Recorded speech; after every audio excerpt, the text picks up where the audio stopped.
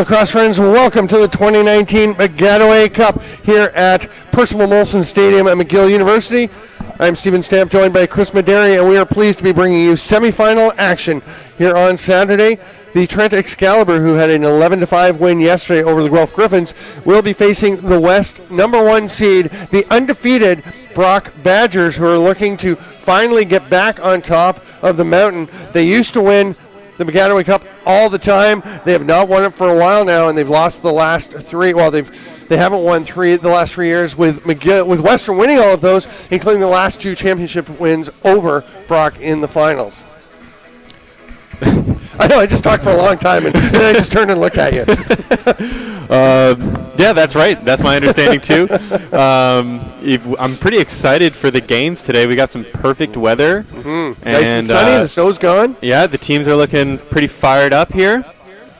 I think the big challenge, for Trent, obviously, is going to be how do they come back after playing the 6 o'clock game yesterday, come back and have to play with not a particularly deep bench against what has been, on paper, the best team in the league so far this year. They're missing one guy, Adam Peroni, who is off at National Lacrosse League training camp. Brock, their challenge is they're missing 5 guys to NLL camps. They've got Jake McNabb out, Bradley Fennell, Alec Tamas, Jeff Wittig, and Amika Okemi.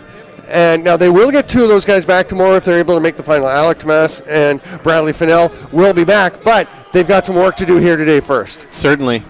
Yeah, I think Trent plays the same way that they played yesterday, then I think they'll be in good shape.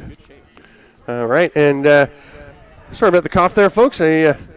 Our knobs are different today. Yeah, we switched headsets. Yes, I had the second dial yesterday, and I thought I'd just turn myself down there to cough, and I had not, so here we go.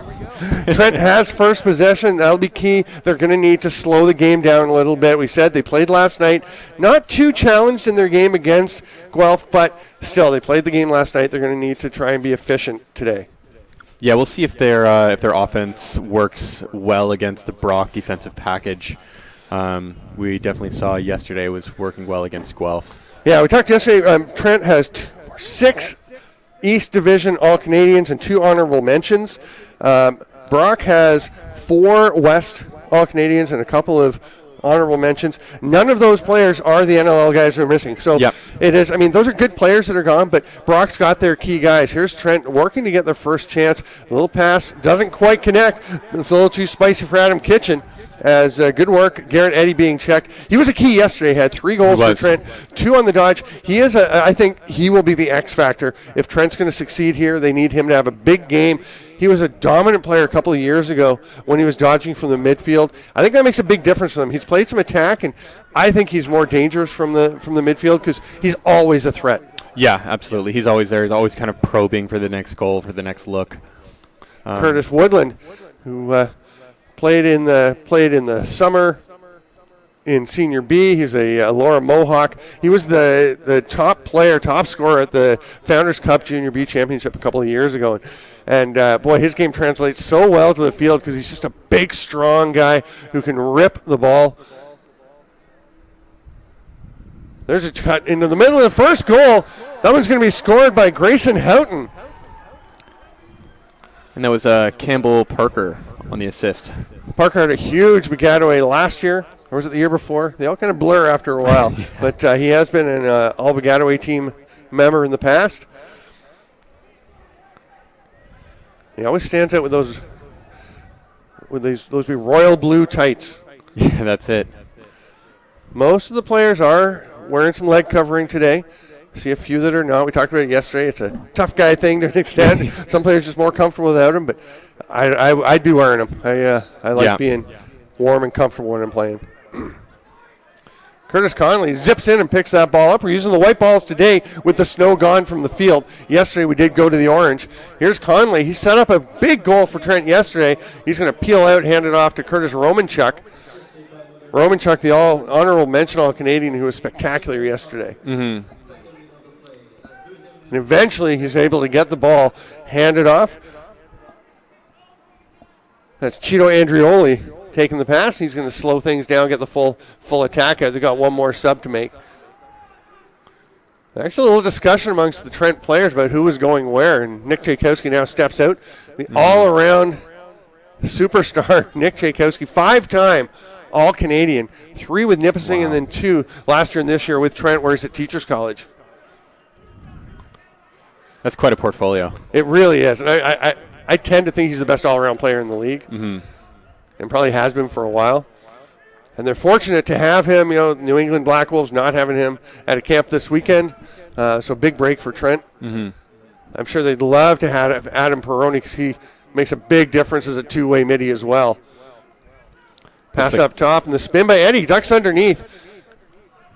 And Eddie with the short stick on him. That'll be an interesting matchup to watch. Now, Chris Weir is a terrific defender. The Niagara on the Lake native is watching Eddie pretty closely. Ripped by McWilliams.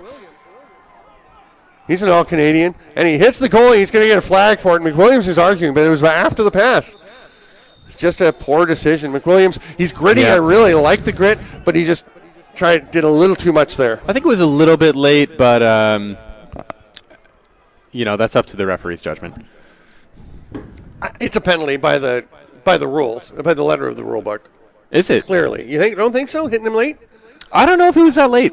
Well, that's what I'm saying. I think it was late enough. Yeah. I think it was late enough.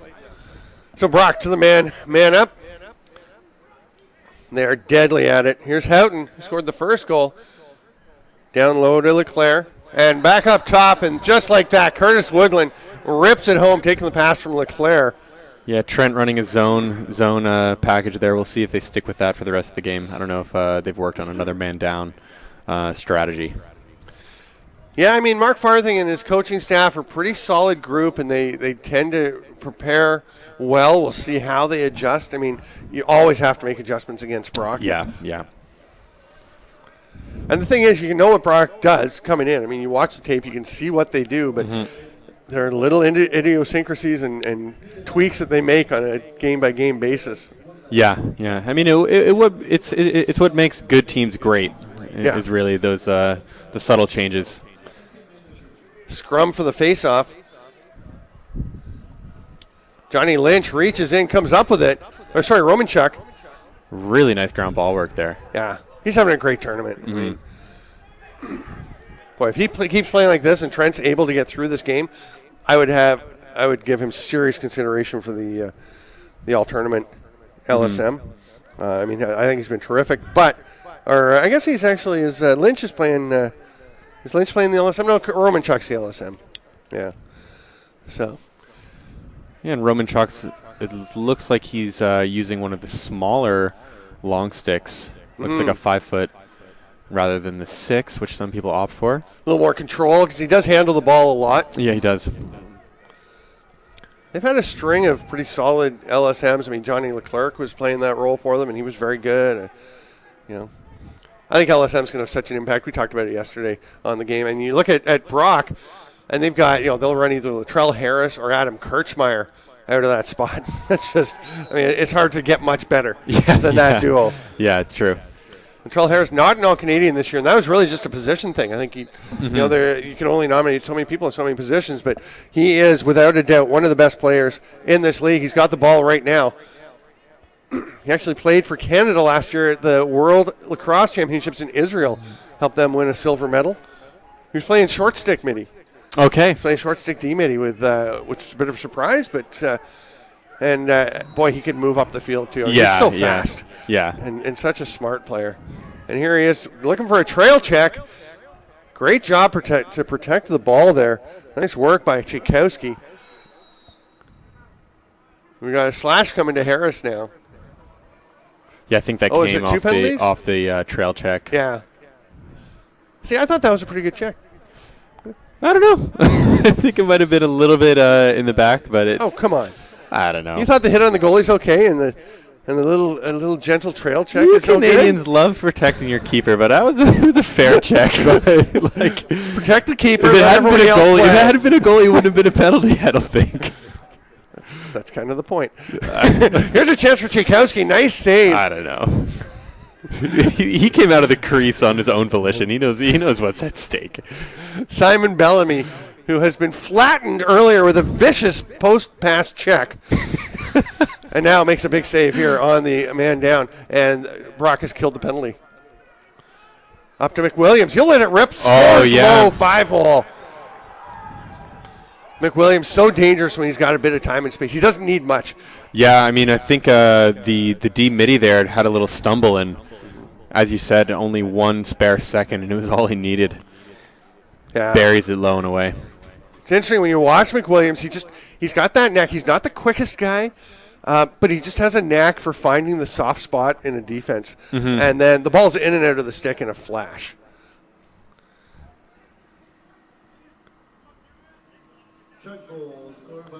Just goes down low and comes back up to him. He actually does take a step. We've got the stream running, and it looks good. Nice work, Michaela.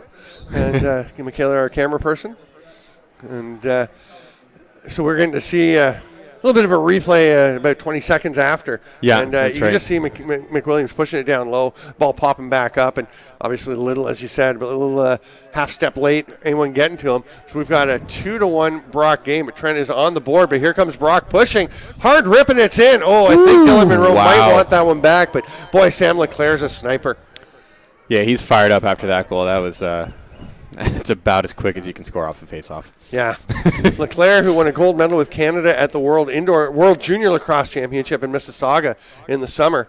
And, boy, that kid has amazing hands, just such slick stick work.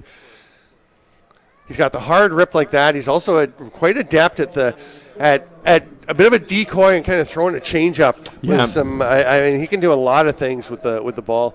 So it's 3-1. What a response by Brock.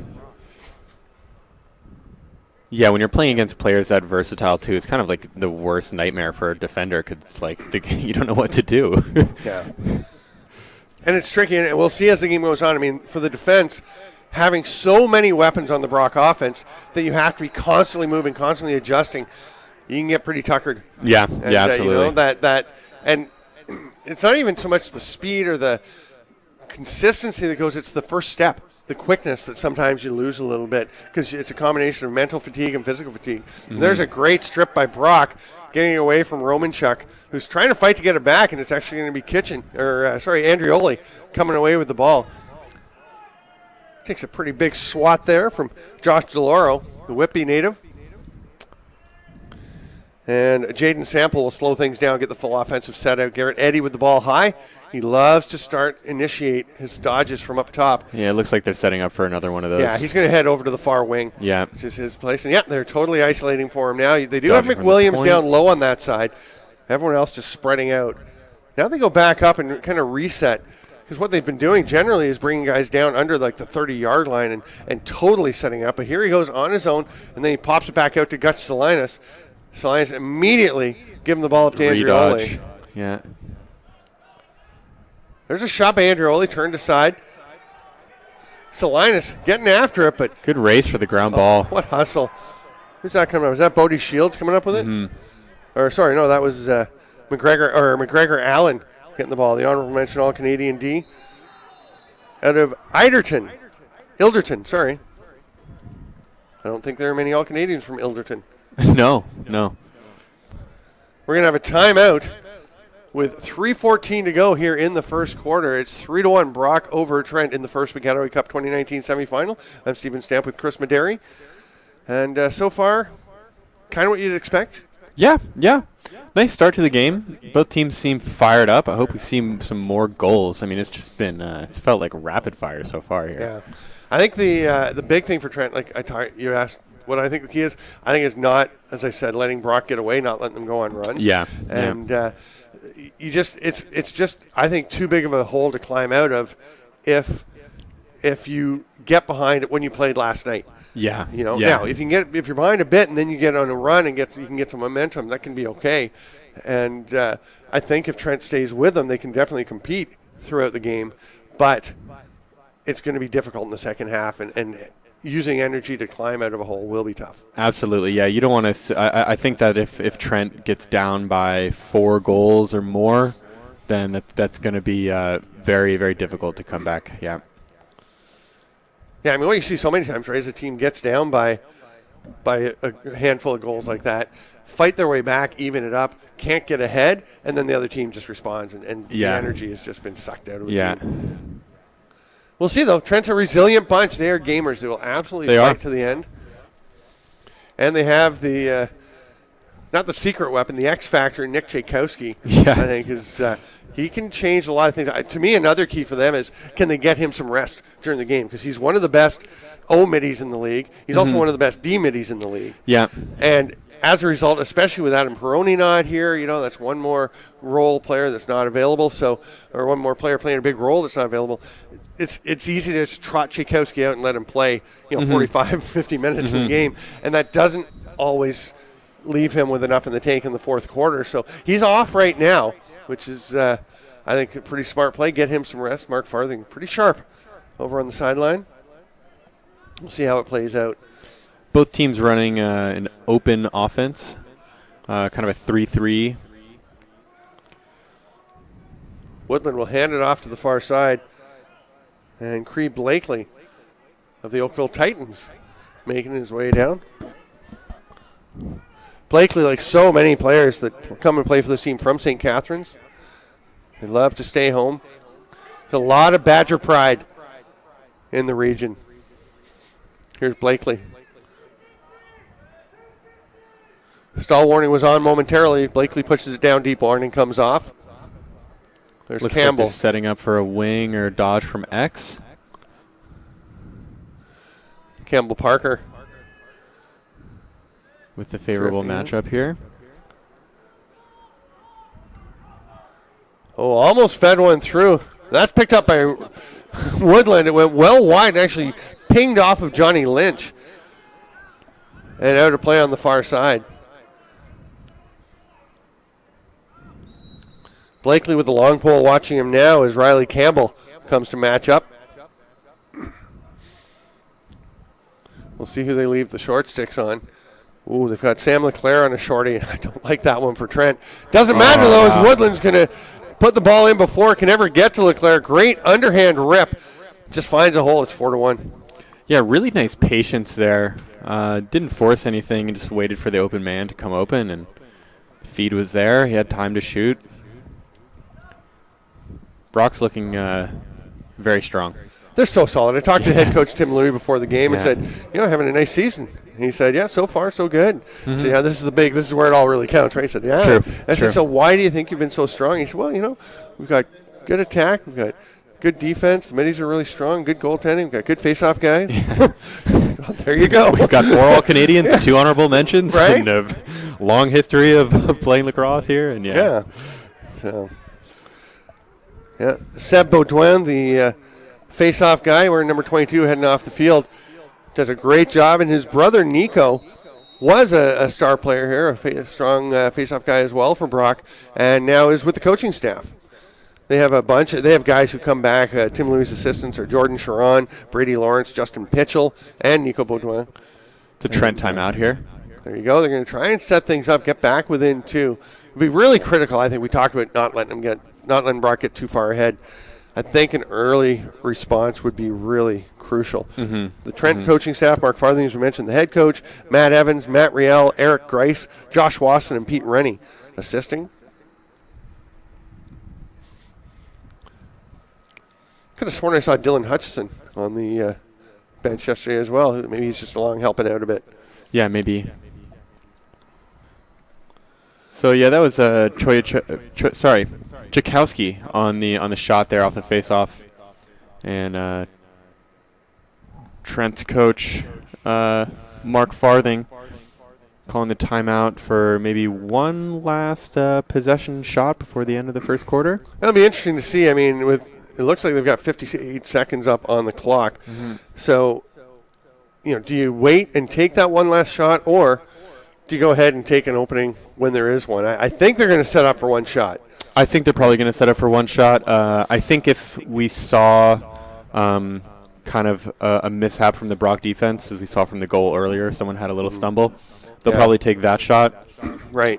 Maybe try to win possession back before the end of the first quarter. That would be the best case scenario for Trent, but we'll see what happens. Yeah, I mean, Trent does have the the East Division All-Canadian faceoff guy in Aidan McLaughlin. So they're going to be pretty confident going up against Seb Baudouin that they can get their share of faceoff wins. Now, Baudouin tends to be pretty dominant. But, I'm always a fan of, go ahead and take a good shot. If it's a good look, good quality chance, go ahead and take it. Yeah, likewise. Andrioli will get the ball. Kitchen was going to take it, and they actually switched things up at the last moment. That will leave Chris Weir, the short stick D-midi, on Andrioli. Yeah, Trent's waiting for one, it looks like. Unless they're trying to lull Brock into a false sense of security. Latrell Harris carefully watching Cole Hanrahan on top of the crease. Now Hanrahan kind of walks out into a stack. Kitchen pops out. Stall warning is on. And off. Garrett Eddy now getting some space. He also has a short stick matchup. I imagine they're probably trying to capitalize on that. Yeah, Alex Pace, the honorable mention All-Canadian D-midi, is out watching him. Trent's just kind of shuffling guys around. We're under 30 seconds. Now Andrew Early starts to move. 3 Trent players break towards the net, and they go to McWilliams. He got a shot. Blocked out front, though. Some brave playing from the Brock defense there. I saw 2 guys trying to get in front of the shot. Yeah. And, I mean, Trent just basically ran 3 guys as a wall through, tossed Williams behind and let him shoot through the mayhem, but he wasn't able to get it through. So we are through 15 minutes of play. It's 4-1 Brock over Trent. I'm Stephen Stamp with Chris Mederi. This is the 2019 Baggataway Cup. We'll be back in 2 minutes.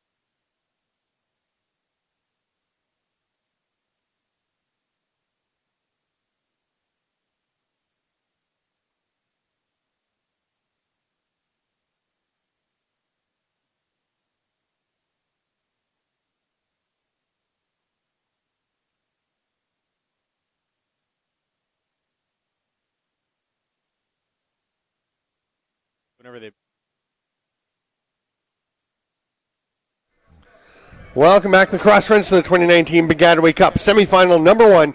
Brock 4, Trent 1. I'm Stephen Stamp with Chris Mederi from Percival Molson Stadium here at the McGill campus. Remember, tomorrow, if you're coming, go to Concordia, their stadium. We'll be playing the final there as the Alouettes have a playoff game tomorrow. They're playing the Edmonton Eskimos, I believe. I asked the TSN guys setting up if they need me to come and do some announcing for them. They seemed to feel that TSN was okay. They're all set. They did. Yeah, they did. Yeah. Very confident. That was Chris Weir on the pinch and pop face-off win there. There you go. So Weir stepping in. Really? Weir stepped in for Baudouin? Yeah. I was busy talking about football.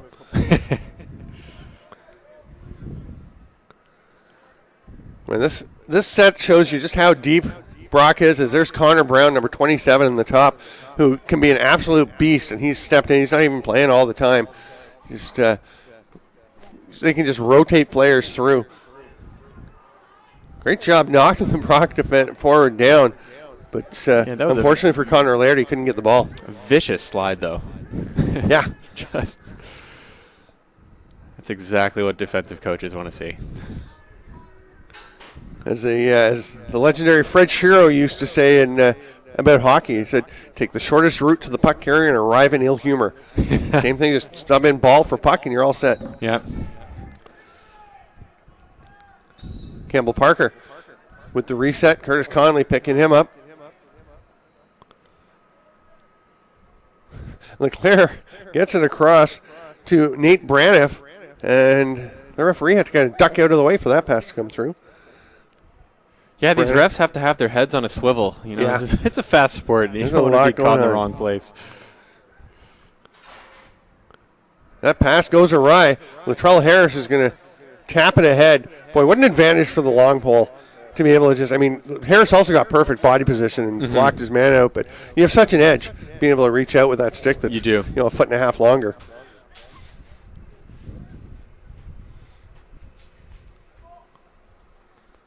Actually, 2.5 feet longer. Yeah.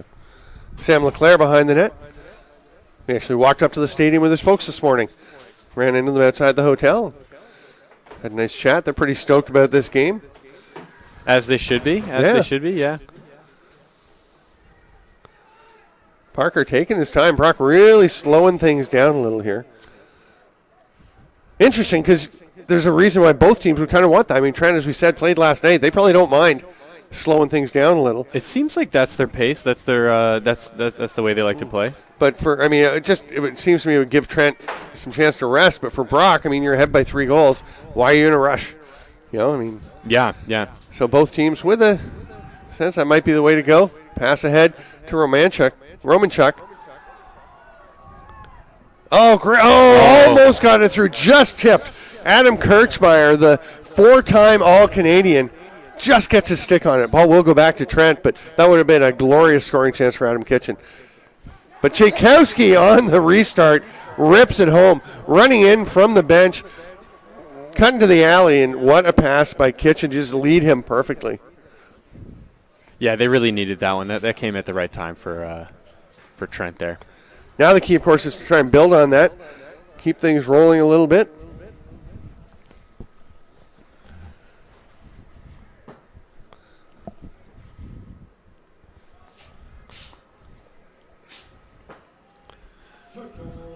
McLaughlin and Baudouin at the dot.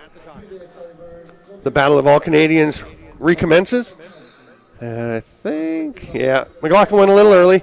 So Baudouin comes out with the ball, runs through the double team, but he's stripped. Nice trail check, Conley. Then Conley comes up with the ball. He's going to go for a run. Protects it well from the forecheck by Tyrus Rahanic.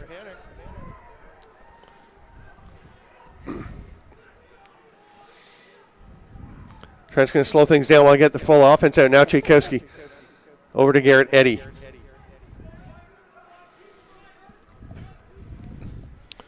Eddy with the short stick matchup here. I imagine Trent will just go from here. Yeah, Saul Vanderzam, another Niagara-on-the-Lake native. I say another because Niagara-on-the-Lake is very close to St. Catharines. I wouldn't say it is St. Catharines, but it's right there in that Niagara region. Lovely little town. I've never been. You Floridians. I know. You want the goalies destroyed, and you don't know where Niagara-on-the-Lake is. It's tragic, really. I know. Latrell Harris taking his time coming up, just kind of directing traffic. Guides Chris Weir to head off and looked at his goalie. He's just still hanging on to Cole McWilliams on him. And Harris is just going to run out of trouble once he gets things set the way he likes. Oh, We got an offside. I guess it didn't go quite as smoothly as we thought. Trent's going to get the ball back. Johnny Lynch will fight his way over center. Curtis Woodland staying with him. Yeah, Trent running the same ride as they were running yesterday there, locking off all the players except for the goalie. It's worked out well for them. We'll see if Brock can figure out how to clear it. Yeah, the only thing, of course, from Trent's perspective is when you're trailing, that ride's not as likely to cause quick turnovers. It's true. Because they can take their time. Yeah, the pressure. But you can step up the pressure a bit. Not the same, yeah. Andrioli.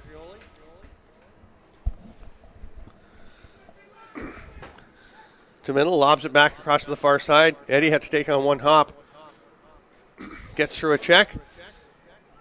Looking up. I thought he was looking to Andrioli, but it was actually a hard shot from outside. It was Andrioli with that one. And it pings off the post. Yeah, he's going to be kicking himself that he didn't get that one in. Yeah. McWilliams has to track down a ball from the end line. We're on the side handy for him.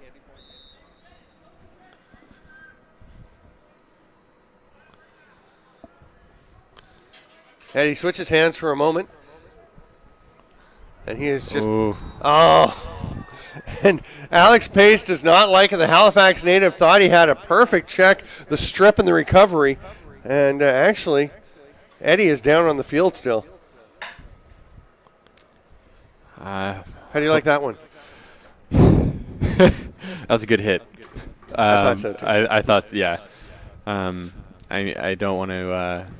I don't want to question the refs too much because it's true. a very It's difficult true. job and it's all happening very quickly and there's a lot going on they're responsible for. It's hard to see from up here too. We don't have the same angle and obviously wishing Eddie a speedy recovery here. He's got his helmet off. I just watched the replay. It was a big hit. It was a big hit, and it started on the side, on the shoulder, and slid over to the back. I'm demonstrating for everyone who can't see. Got up.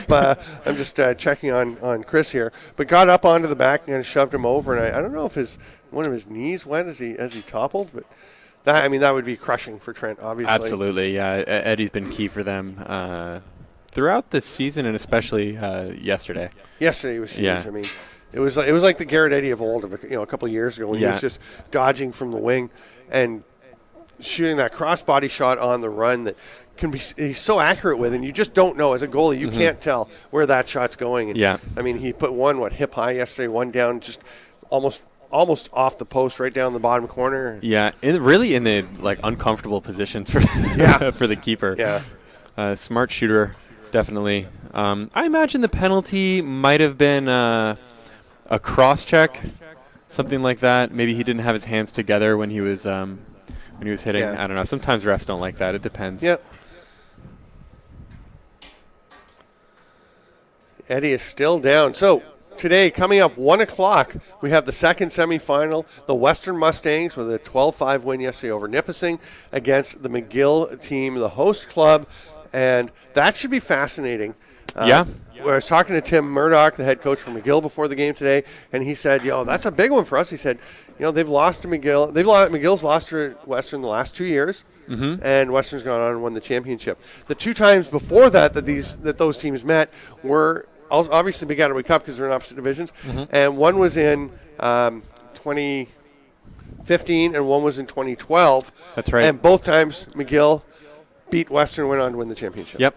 So when those 2 teams meet, the winner wins the championship. We'll see. It's solid logic. We'll see if it holds true. I think Brock might have something to say about that. I think so. Trent, obviously, if they can come back and get this one, would definitely be a factor. Although I think it becomes difficult for a team to win 3 times in 3 days. Guelph did it, 2013, 2014, back-to-back. It's a tall order. It is a tall order. It can be done. So we'll see. Tchaikovsky, nice little fake, and then the rip. Andrioli, that's almost a carbon copy of a goal he scored yesterday the man up on that sharp angle. Yeah, he likes that sharp angle bounce shot right through the 5-hole, right through the goalie's legs. What a beauty to bring Trent back within a goal at 4-3 as we near the 8-minute mark remaining in the second quarter. I'm Stephen Stamp with Chris Mederi. That shot had a lot of pace on it. It bounced right out of the net afterwards. It almost looked like it hit the post. Actually, talking to Murdoch, before the game, and he mentioned that these are brand new meshes on these nets, and the ref's one concern was with the new meshes, they're very taut, and the ball tends to pop out. And he said they did a great job yesterday on one goal that was in and out in a flash. Yeah. Same thing today. I mean, the ball, with the taut net, the ball gets in and out quickly. It's not that easy necessarily to tell it's gone in because it can look like it went off the post. It can look like it went off the goalie's foot, depending on where in the net, what the angle is. But great job by the refs to pick that up. Penalty coming. Another one to Brock. Two offsides penalties it'll be. Yeah, and actually, they're going. They're going to run the 7 guys because they're not going to get another one now. So a ton of defenders back there for Brock. The ball's knocked away. And Saul Vanderzam will go to the box. Did you say it's 2 or is it just 1? I saw 2 flags down, and I looked back, and there was only 1. Oh, I didn't see Brock, number 50, Campbell Parker, down in the corner there. So, I think they'll just be 1 man down. Yeah. So Trent, coming fresh off man-up goal, has another chance. Tchaikovsky's up at the top, immediately back to Salinas. Goes down to McWilliams, who's got 1 today. Had 4 yesterday. Back over to Andrioli. Tchaikovsky to Andrioli. Kitchen's in the middle. Hard rip, but Tchaikovsky missed the net. It'll be Trent ball again. They got a little bit of time. That was a close shot. That was maybe 10 yards. It was. And back to even strength, but not. So it won't be a power play goal, but Tchaikovsky with another rip from the top. Put so much into it that he fell to the ground as he released the ball. Yeah, really put some pepper on it. We talked about how you don't want, if you're Trent, you don't want to get in a big hole, but how being in a little hole and climbing out might just give you momentum. Yeah. They've done that. We'll see what transpires. Hopefully they can keep up the momentum, and hopefully Brock can answer. I mean, this is just a great game for us. It is. It's so much fun to watch. This is a really spectator's game right now. It is. Thanks, Lacrosse Friends, for being with us. Oh, Tchaikovsky. He actually had a little help. We just watched our replay. The feed is about 37 seconds behind. And he had a little help getting to the turf on the shot. He did take a hit just as he was releasing. Trent comes away with the ball off the face-off. So, 3 straight goals, and they've got the ball back. A little pressure there from Campbell Parker, but Trent should have no problem clearing this. Got to make that pass. There we go. Conley over to Tchaikovsky. Nice clear. Yep. So wondering for a moment why Jaden Sample wasn't thrown over to Conley. I guess he just wanted to open up a bit more space as he saw he was drawing the double team.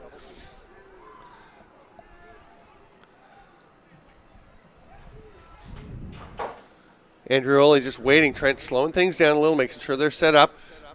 They're going to put Andrioli out in the Garrett Eddy spot. And I think, I'm trying to look over on the bench. We'll get back to it, but I think Garrett Eddy is still sitting on an actual bench. Or has he gone to the dressing room? We'll have to check. So that'll be huge if Garrett Eddy can come back. Yeah, at the very least, if Trent wins, hopefully he'll be at relatively full strength for tomorrow. Obviously wishing him a speedy recovery. Great strip by Trent. They're going to come up with it. Romanchuk comes away with the ball. Excellent effort by Connor Laird. And then Romanchuk comes away with it. They slow things down and get it across to Riley Campbell. Goalie Dylan Monroe lobs it back to Campbell. Campbell Parker runs into Monroe. Just a little tap, though. No big deal. It didn't flatten him like earlier. I may not let that go for a while. Yeah, keep it up. Keep it up. Tchaikovsky slowing things down a bit. I'm looking. I don't think I see Garrett Eddy over on the bench. Unless that's him taking a drink at the very back. Can't see the number. You see the guy I mean? I think he's in the locker room. Yeah, I think he's in the locker room too. Getting some attention, yeah. So hopefully that best case scenario obviously is they get him come back for the second half. The administration's in the locker room okay, but we have no idea. We're just guessing at what it could be. Got Salinas peels away from the check over to Tchaikovsky. Big hit. Yeah, that was Alex Pace. Great slide from Pace. Yeah. That's why he's an honorable mention All-Canadian defender. D-Mitty. Tchaikovsky at X with Pace on him. Normally you don't want the short stick on Tchaikovsky, but when it's Pace, it's not so bad. And then here comes Latrell Harris, but wow. Pace and Harris, between them, cannot stop the man, Oh, my Nick Tchaikovsky. God. Oh, high and hard right on the goalie's doorstep. You know, there are times you're watching Trent and you see Nick Tchaikovsky with the ball and you can just feel like he's just going to go do it. Yeah, and that was one of those times. Yeah. I mean, like 2 spin dodges in a row. And this is a power dodge just straight through them, right? And Alex Pace and Latrell Harris are strong dudes. Yeah, for sure. I mean, we saw Pace slide just the play previous and nearly knocked his opponent off his feet on the slide. So Trent with their first lead of the game, 5-4. We've got just over 2 minutes left here in the first half. That ball's turned over, and Adam Kitchen gives a little bump, but that timing, there was no question that was right as the pass was being made. Mm-hmm. We have a timeout from Brock, and Trent, they're at that stage of excitement where they're cheering that they forced Brock to take a timeout. Oh, yeah. And I think rightly so. I mean, they just came back from a 3-point deficit here. Now they're in the lead. Going into the end of the second quarter, that is. And if you're watching online on the live stream, just a reminder that our game clock is not exact with the game I can't believe you're throwing Michaela under the bus like that. It's only... She is working so hard to get us a game clock, and you're just like, yeah, she's not really right on it. No, I know. You have to. I'm just kidding. It's a matter of seconds. It's a matter of seconds. Yes. As the person operating, you have to. She's operating the camera, and then she's got to jump in and do the clock and try to stop it when they stop. So I'm just kidding. With none of the glamour of the commentating position. Right? We have all the glamour. This is glamorous being up here in a nice chilly booth. I'm Steven Stamp with Chris Mederi, the glamorous commentators. You're handy here today. Nice to have you along. You seem it's funny because you're asking in the first game last night how things were going. I was like, oh, it's pretty good. And I just knew, you get more comfortable as you go, right? That's it. It gets so much easier to get the rhythm and the flow. And the competition stepping up doesn't hurt. I mean, we had an 11-5 game and a 12-5 game yesterday, both of which had their moments. Trent, I thought, really controlled that game against Guelph. I agree. Western was in control against Nipissing, but Nipissing did fight back fairly well. Then a late Western run, but this game has been just terrific, stem to stern. And absolutely. I was a little concerned when Brock got up 4-1 that Trent, having played last night, would they be able to mount that comeback? They have. They've taken the lead. Now Brock setting up with 1:54 to go. And they're on the attack, looking to tie things up before we get to halftime. Yeah, just cycling the ball around the perimeter right now, just running what looks to be an open offense, no man on the crease. Trent running a 3-3 zone. And as you say that, Tyrus Orhanic heads into the slot. Now set up in a 1-4-1. Oh, that's off the crossbar. Hard off the crossbar. That got to the fence in a hurry over by the bottom of the stands. Scooped up by Curtis Woodland from the back line. He's watched by Romanchuk. Cree Blakely was looking to pass already before he caught the ball. It popped away, but nobody on him to make it matter. We've seen a couple of those already this game. A couple of dropped passes that I don't know if they should have been dropped. Maybe it's a little bit of jitters, Baggataway jitters. That one to me looked like he was just, the ball's coming. He knows where he's going to go. He takes a peek to look at the guy. There's nobody on him, so he was kind of being a bit casual. Oh, a little reverse whip on the jump for Campbell Parker. Missed on the far side. It did look like Dylan Monroe was right there on it. Yeah, I think so. I think that might have been a little bit forced. Got the ball back, though. No problem. Sam Leclerc will come out from the corner. To Parker. Watched there by Aiden McLaughlin. Oh, wow. That's just a great setup, and Johnny Lynch was about a half step late getting out to, is that Grayson Houghton again? Yeah, it was great. Grayson Housen, excuse me, and a great feed from his teammate there. Really good vision. Grayson Houghton from the Orangeville Lacrosse Factory, as is our very own Cameron Dunkerley, the Kufla social media intern this fall. Very pleased to have him along. He's down along the field. If you see a guy in a pea coat walking back and forth, trolling along the sidelines, that's Cameron. Looking dapper, doing the legwork. Looking pretty sharp. Looks like a sailor Yeah. on shore leave. I mean that in the very best sense.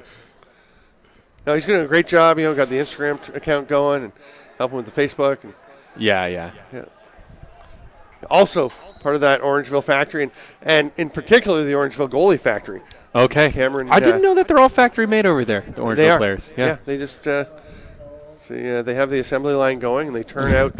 It was funny because I said we were talking, actually, as Trent takes a time out here under 30 seconds to try and extend or to get the lead back after Brock just tied it up at 5. Mm-hmm. But I was saying how when we were talking about an Orangeville guy, I said he's just such an Orangeville guy. And he said, "What do you mean by that?" I said, a little undersized, like a lot of them tend to be. Not some of them aren't the biggest guys. They've got, Kyle Waters is there, big kid. They've got some big guys, but a smaller guy doesn't realize it because he's just so gritty, so tough, so smart. They've got the huge lacrosse IQ. They learn their systems. I think a lot of it goes back to the coaching because you've got guys like Nick Rose and Josh Sanderson and Bruce Codd and tons of other great players who go and coach, and they start at like the wealth or of before. experience. They coach at the lower levels. The kids are getting great coaching from early on. When you get to midget in Orangeville, you know how to play lacrosse. Oh yeah, really well. Yeah. Which is why they won the Minto Cup this year. They've won it.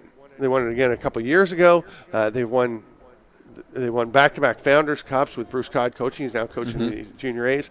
Won the Founders Cup a couple times in a row, and in 16 and 17, I think it was. And then, now they've got a Junior C team, and I would bet dollars to donuts that's going to be a good team. Oh yeah, absolutely. That's really something, and interesting. And Cameron Dunkerley from that goalie factory, the heritage of goalies like Evan Kirk and Brandon Miller and Nick Rose. So many terrific goalies coming out of there. Big names. Okay, Trent, in the final seconds of the half, we'll try to get the lead back. They're going to start with Andrioli trotting along over near the sidelines. Alex Pace watching him. Andrioli who switched to righty for a moment. Oh, that pass is behind Adam Kitchen. Now, does Brock have time to mount anything? No, that's going to be the end as Adam Kirchmeier runs it over center, has a peek at Andrioli, who gave him a chop. They're going to have a quick chat before halftime Adam Kirchmeier saying, Cheeto, that was a good check. I think that was very solid. And Cheeto saying, yeah, I felt like it was appropriate. Yeah, something like that. Yeah. All smiles, I'm sure. Yeah. It's all. It's tough when the players have to cross each other, head into their locker rooms, and they've just had what was not at all that conversation. No, we just had. Yeah, Andrioli gave him more than a few checks on the shoulder there. Yeah. So we are tied 5-5. We will have 30 minutes left to decide a winner and a participant in the championship game when we come back in 10 minutes to the 2019 Baggataway Cup. We'll see you then.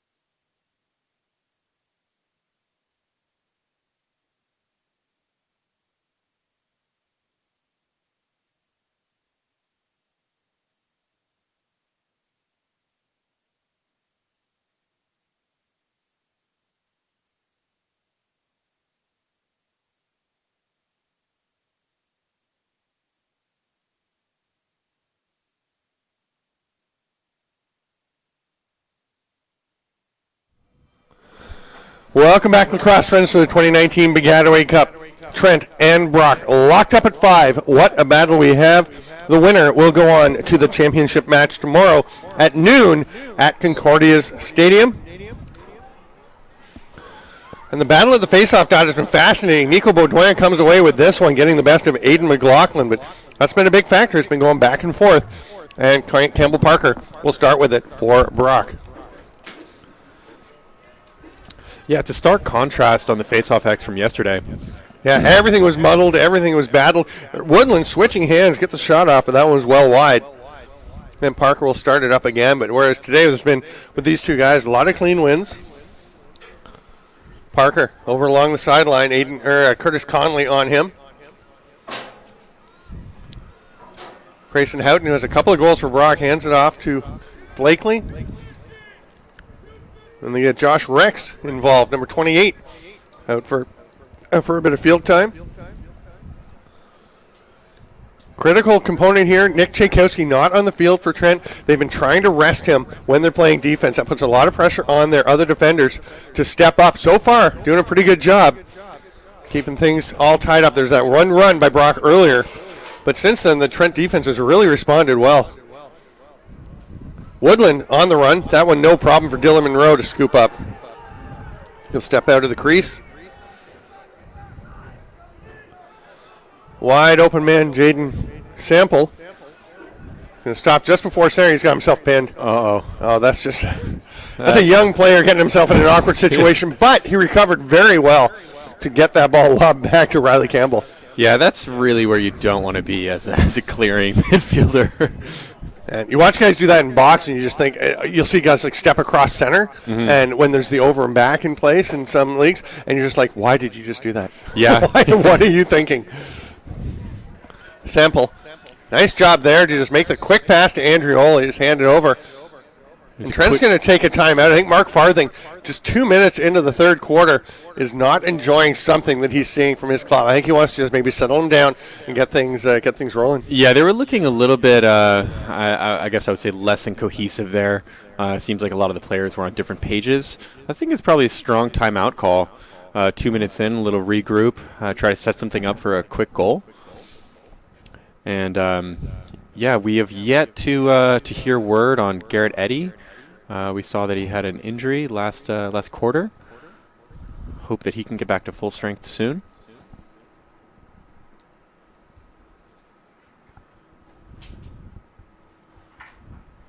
I think maybe part of the reason we got such a close game going on is that the two teams on both offense and defense have very different strategies. You can see Trent has been running kind of a dodge-oriented, scoring off the dodge offense, whereas Brock has been dodging to feed more. And they've both been successful in their own regard. And again, Brock having that really strong sliding defensive package, whereas Trent opting for more of his zone. It's really nice to see. We're seeing like pretty much every iteration of lacrosse situations that you can see here. Yeah, and I mean, Trent, that shows you the teams are smart. The coaching staff's being smart about what they've got, right? I mean, Trent with Nick Tchaikovsky and Garrett Eddy when he's healthy, and some of these players, and Nick Andrioli to an extent the same.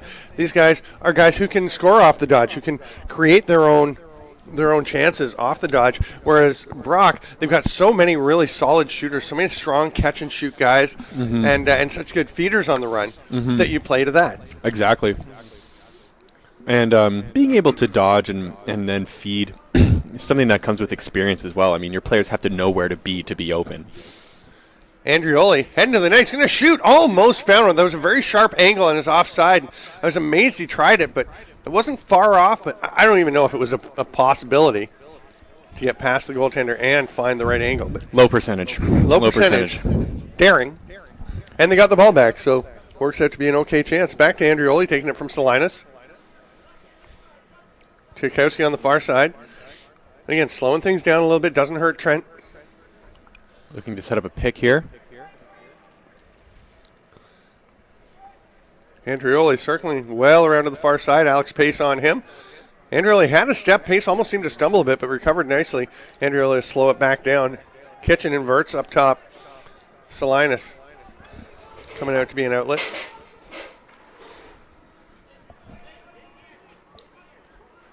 Adam Kitchen is waving, trying to wave some teammates in. Nobody's going. They do have Hanrahan in the middle. There's Tchaikovsky.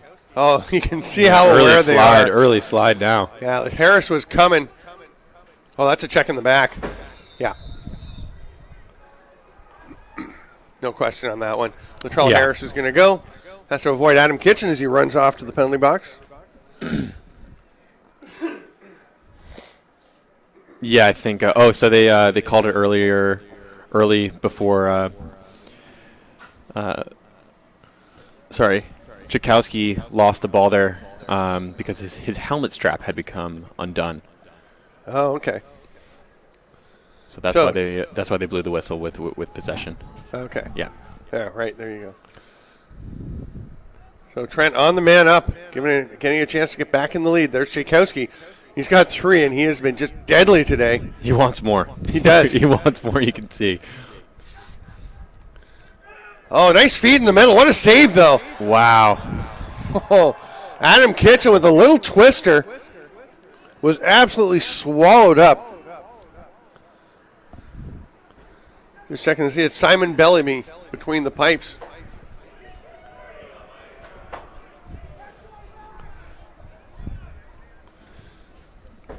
Trent remaining with Dylan Monroe in their net. And there'll be a successful penalty kill from Brock. Thanks to that save from Bellamy. He's going to get a little congratulations from Josh DeLauro, who actually is coming over to help adjust his helmet, make sure it's straightened up and the straps are all done. They're still checking that out as Brock checks things out on offense.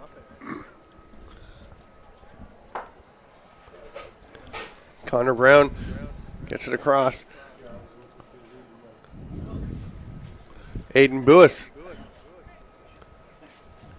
Another Niagara region guy, another Niagara on the Lake guy. Oh, that pass just gets away from LeClaire. And that's great body positioning by Curtis Conley. Nothing obtrusive, nothing over the top, just gets his positioning, holds his ground, and lets the ball roll out. Yeah, such a smart player.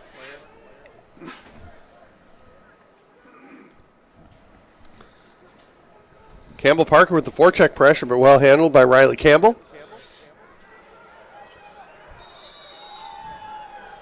And the ball goes out of play. Great discipline by Latrell Harris not to chop down that last time as Andreoli was on the ground. It was a great ride. Yeah. Really good defense there. Braniff. Whew. All kinds of pressure on him from, was that Romanchuk out on him? It's hard to see. Can't see his number yet. It was Romanchuk. Woodland switches hands. That one didn't get through. Monroe, great job to chase out after it. And there's a penalty coming. I'm just not sure who it's to. It'll be on Trent. It looks like maybe... Dueling 27s. Romanchuk was getting tied up with Connor Brown, who went after the ball in the crease. Or not in the crease, under the stick of Dylan Monroe. I think they're both going. Or no, it's just Connor Brown. So Trent is going to get a chance once again on the man up to try to get the lead. They've been converting a lot of these man-up opportunities. There you go. 1 minute for unnecessary roughness to Brown. Is that a releasable penalty? Or I believe it is non-releasable. Yeah. This could be Trent's opportunity to get a leg up. Now, they took the timeout early, so I don't know they're going to want to score, take a timeout, and try and score again. But Adam Kitchen. Wow. What a rip. Drops the head of the stick to sidearm and just laces one in. They certainly have time for a second. They certainly have time for a second now if they want.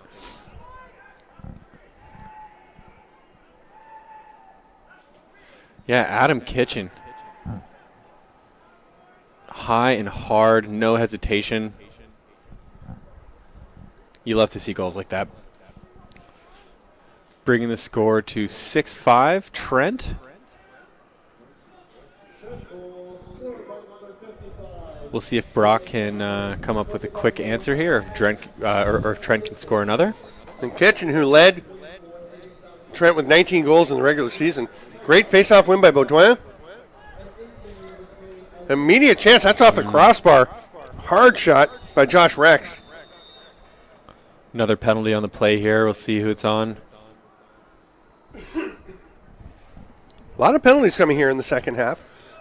Yeah, I think the intensity ramping up. The intensity is there. The intensity is there. The players, they're really leaving it on the field right now. Sometimes in a good way, sometimes in a not so wise way. McLaughlin heads to the penalty box. The penalty chair, as it were. They do call it the box, but it's really just a chair in space. Woodland will track down that errant pass. So it's a 1-minute cross check to McLaughlin. Yeah, really important man down stand here for Trent if they can pull this off. Great slide there by Jaden Sample, jumping out on the shooter and really affecting that shot. Now Parker gets it to Rahanic. He's turned aside by Monroe, and Monroe's racing after that ball. He should probably get back to his net. Oh, what a strip. Curtis Conley. My goodness. Monroe was getting back, but I think he was going to get beaten by Nate Braniff, who has just taken a penalty, and that's just not a good play. No. That's a frustration penalty where he just got stopped on a great slide by Curtis Conley, and he's just run over. Yeah, player on his way to the sideline. That's pretty much an equivalent of a temper tantrum. Yes. Yeah. That's We got more. We got another penalty on the play here. That'll also be to Brock. As Trent maintaining possession and maintaining keeping the clock running. Latrell Harris D'ing up on Nick Tchaikovsky. That is just a pair of studs fighting it out, and then a little bit of help coming from McGregor Allen. And Tchaikovsky is still hanging on to it, and he gets a shot off, and it absolutely drills McGregor Allen. That can't feel very good. Facial. Or sorry, it's Kirschmeyer that it hit. Wow. Yeah, that was from point blank too. He's got to be his ears are ringing right now for sure. Boy, what a game Nick Tchaikovsky is having. So a minute to Braniff for unnecessary roughness. And it's just the one that's being called. Okay. Unless he's getting a second one for chirping on his way to the box.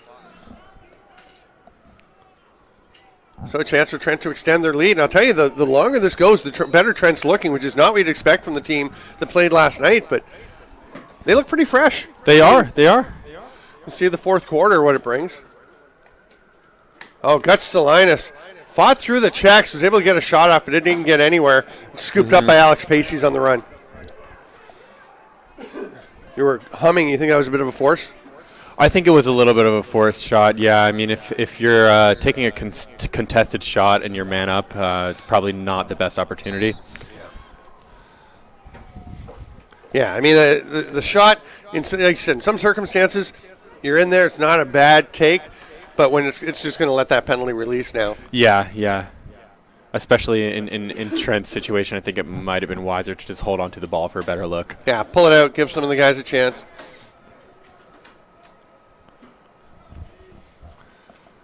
Might be a case of enthusiasm over experience. I think so, yeah. In that situation. Brock setting up, taking their time. Took me a second to figure out Campbell Parker's got the ball. Coming out of McLaughlin there. We saw that one earlier when he came at the other end and tried that little kind of jump wrap shot. Yeah. This time he kept his feet grounded and found a hole.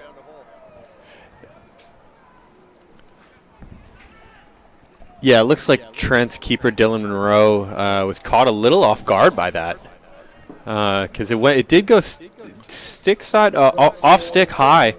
Yeah, usually goalies are aware of that. So we're all tied up at 6. Yeah, it looks like when Monroe was. He probably wants that one back. And again, obviously that's a funny saying because you want every goal back. But there are some that you're just like, yeah, that was a good shot. Nothing I could really do. Yeah. But that one looked like he had a reasonable chance. There's a scrambled draw, and Curtis Conley zips in and comes up with it. Directs his man to stay back. McLaughlin realizes he doesn't have to. Oh, what a job by Conley. One hand on the long pole and hangs onto it under heavy checking duress from Seth He had a stick around his neck at that point. Oh, my goodness. Around the neck, then comes down right on the arm and the stick and chops it, and he just hangs on. Conley, what a beast.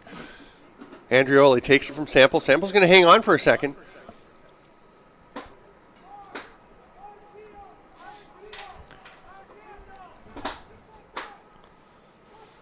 Looks like they're setting up for that high dodge offense they've been running for most of the season and certainly the whole tournament so far. Boy, it would be nice for them to have Garrett Eddy up to run it. They will not today, though. It's been confirmed that he has a knee sprain and is done for the game. And it doesn't bode well for him to play tomorrow if Trent's able to win this game either. I know we mentioned it before, Guelph winning after playing 2 games in a row, or 3 games in a row, I should say. But certainly with a couple players missing to the NLL and having one of their it's going to be hard. It's going to be hard for Trent to come out with a win tomorrow if they do manage to pull out one today. And we pulled that out, the 13-14 Guelph team, as an example that it can be done, but there's a reason why we're talking about Guelph all the time. It doesn't happen often. No. So those are the examples that are available. Salinas taking on a much bigger role here for Trent. He's gradually working his way in his second year. Oh, nice far side rip, but just a little bit too wide. Kitchen on the dodge across the top. Kirchmeier on him. What great footwork by Adam Kirchmeier. Barely looks like he's moving his feet, but he's keeping up with a very fleet-footed Adam Kitchen. Sprinting across the top. Yeah, and Kitchen did a great job getting that rebound on the missed shot. That was great. It came hot at him off the ground. There's a turnover. Didn't see what the call was, but Tchaikovsky's going to have to drop it. Scooped up immediately. Nice run there by McGregor Allen. Good job getting back by Tchaikovsky. Oh, excellent strip by Conley.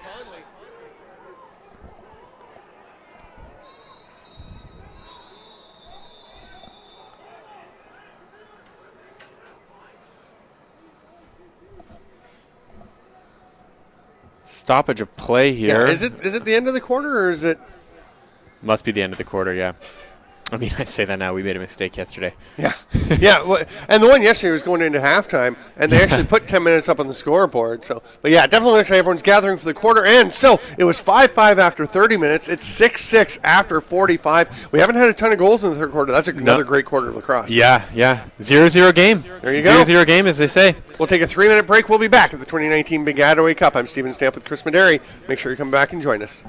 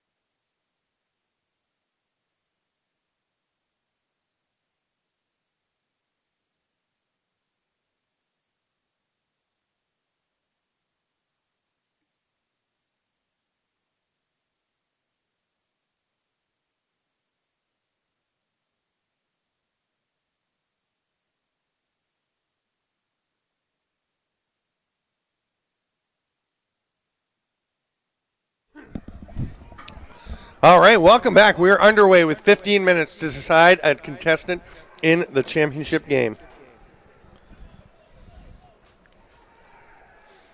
Brock with the first possession. With Trell Harris up in the offensive zone. He's going to head off. And Brock will set up. What a game we've had so far. Early lead by Brock, lead up 4-1. Trent with the run to come back. Trent gets ahead 5-4. Brock ties it. Trent gets ahead 6-5. Brock ties it. Yeah, I mean, it's just been a great game to watch. And we've been seeing a little bit more passionate play, both during or before and after the whistle here. Hopefully we see some big hits, some big plays. Here's a shot on the run. Monroe just got enough of that in the Creed Blakely shot. He'll step out of his crease. Nice job by the folks on handling the field. I was looking at the creases this morning. They've got that fluorescent orange tape to mark the creases. They can't put a permanent crease because the Alouettes don't want to have the crease marking added on. So they've got to go with the tape. And Tim Murdoch was saying, hey, they should sell a big ad for a big circle, and that could be the crease. That'd be good. I like that idea. That's a good idea. I like a good idea. Yeah. Sponsor ad. But for now, we have the fluorescent orange, and we saw some of the crease coming up yesterday, but they've retaped, cut it into little sections so you don't have, if part of it gets stepped on, the whole thing doesn't come up. That's a good idea. Very smart. Here's a chance. That one just missed. Connor Brown pulled it a little near side. Another penalty on the play there. I think that might be Andrew De Silva heading to the box. I think it was a cross-check call.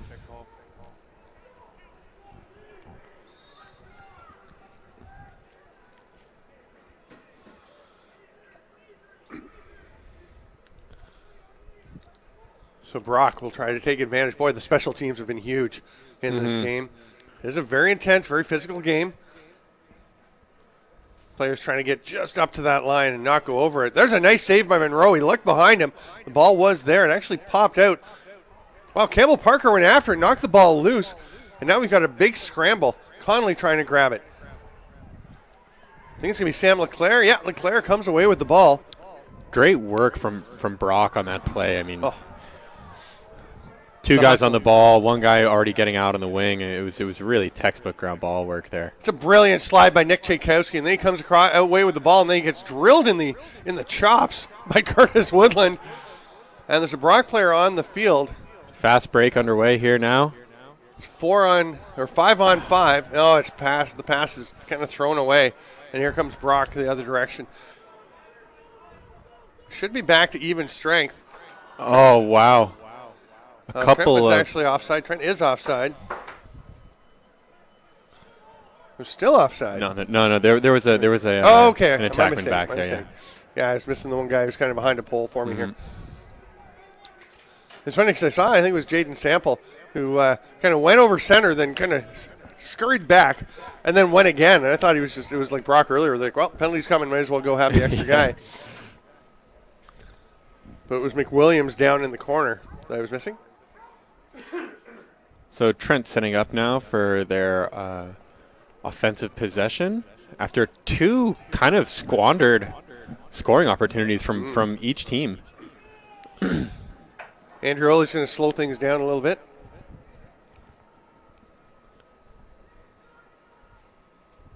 So if you joined us late, Garrett Eddy out for Trent with a knee sprain. He's done for the day.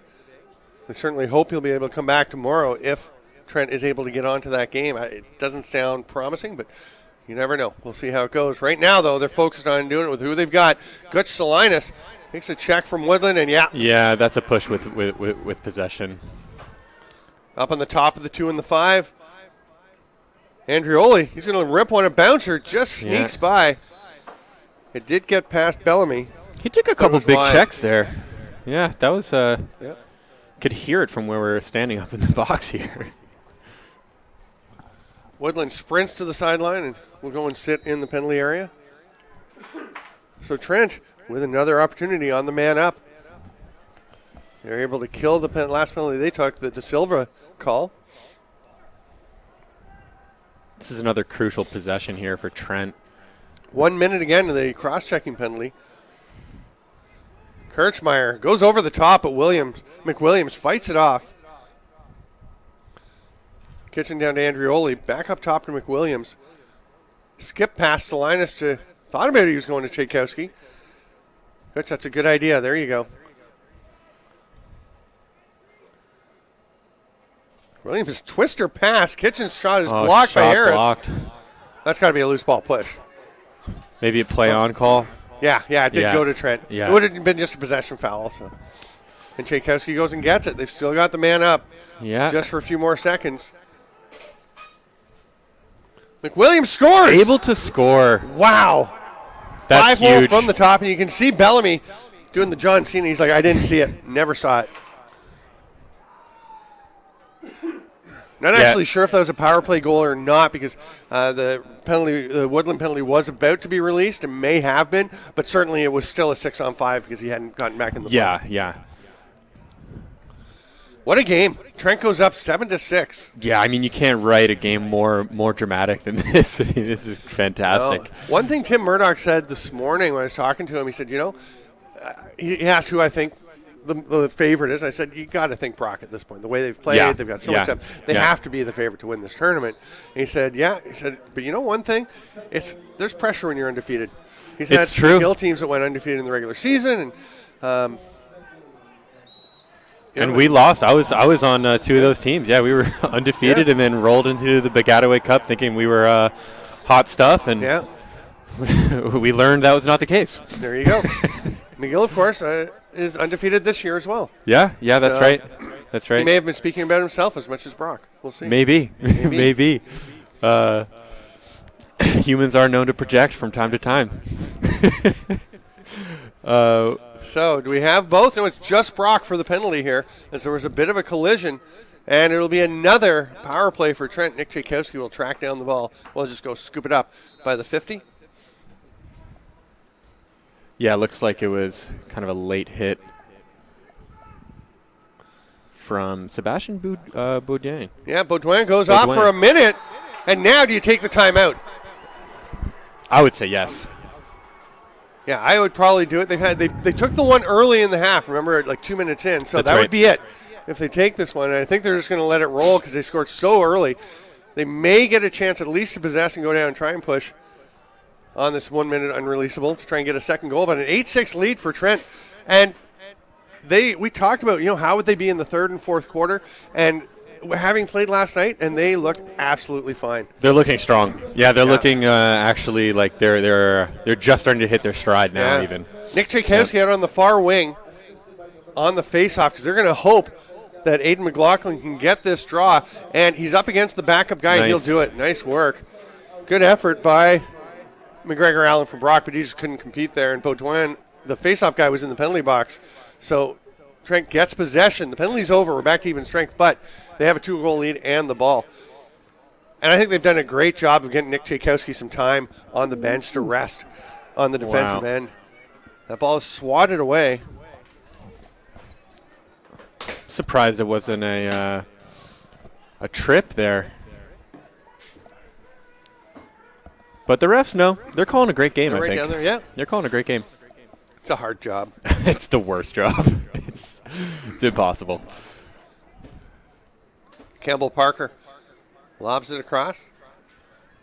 Just to kind of slip dodge past Chris Weir there. Made himself skinny to cut across his teammate. Woodland. Across to Houghton, who's got a pair. Connor Brown wanted the ball in the middle. He did have Riley Campbell traveling with him. Parker. Hit the cutting Woodland. Oh! Wow.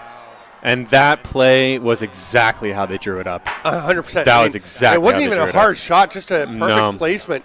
Yeah. You can see Woodland just thought, I know exactly where I'm going with this ball as he's catching it. Yeah, exactly. And his cut was from the top, and there was a man. We'll look at it on the replay here in a second.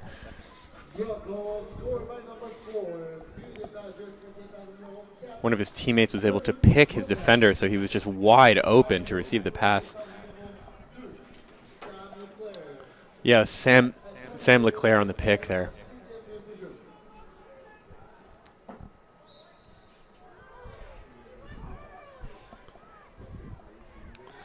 Trent gets the ball. Conley fighting through a check. Double team is coming. He's still got it. Oh, nice wheels. Nice job. Wow. Just such a subtle job of keeping the stick out of reach. And then McWilliams falls to the turf and pops back up with Latrell Harris all over him. Harris strips it, though. He's going to go after the ball.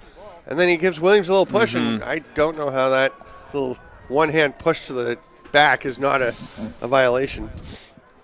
I don't know either. That you know, again, it's hard to say, and it's a really hard job being a referee. It is. That one just looked fairly clear to me because he kind of waited, and the fist, the glove was right on kind of the kidney, right on the hip there, and just pushed him over. Yeah. You could see that he was lining it up. Yeah. Brock has it. Creed Blakely will go to the top to initiate. It's a one-goal game, 8-7 Trent, under 4 minutes to play. Two Trent defenders ran into each other. They've recovered, but they're still kind of chasing. Woodland, he is blocked. Jaden Sample got in the way. The ball's loose. Everyone's going after it. Is that Romanchuk? Oh, my goodness, what a pickup. My Curtis Romanchuk. Leclerc is on him. Romanchuk just calmly steps back and leaves the pass over to Sample. The composure on Romanchuk. I mean, it's just... He's been fantastic. He's a fantastic player. And this is a scenario that Trent wants here. Guy all alone with possession. No pressure to push. Just want to kill some time. Penalty There's a flag coming. down on the floor, which is on the ground. And that's huge for Trent that they're holding on to possession because the clock keeps ticking and there's not much Brock can do. They can't score before play is blown down. So Trent has all the cards in their hand right now. Probably get a stall warning coming up in a second here. Never seems like that big of a deal when you get a stall warning. I mean, you just go down low, run around. I mean, it's kind of expected in this scenario. Oh, now play's blown down. How come?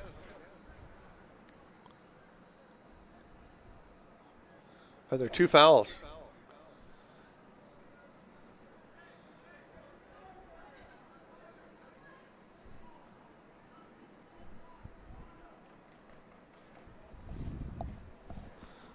Well, we'll see. Huge chance for Trent with 2:15 to play and the man up.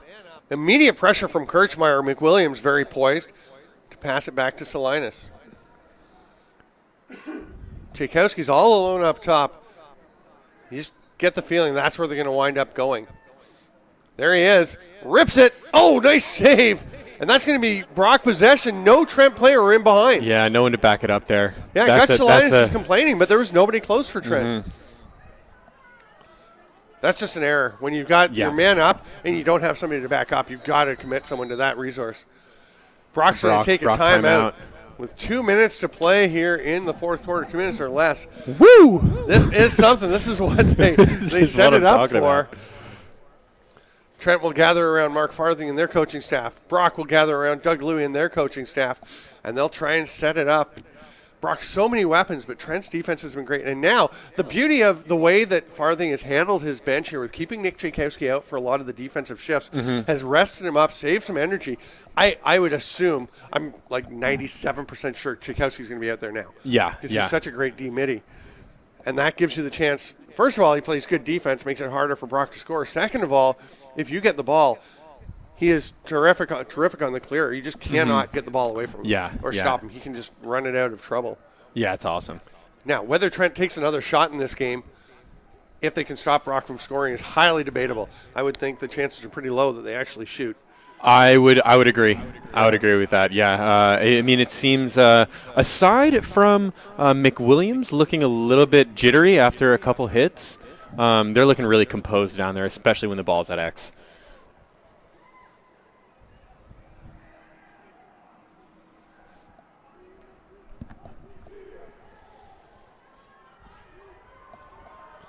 Stay with us post-game. We'll have a quick player of the game presentation. I'm not sure if we're going to get it on camera, but we'll share them with you. Yeah, we'll see. Yeah.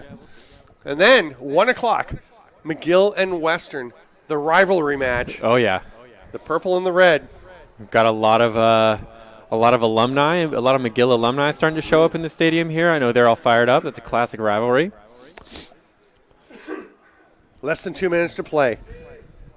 8-7, Trent ahead. I'm Steven Stamp with Chris Mederi. Thanks for being with us, cross friends.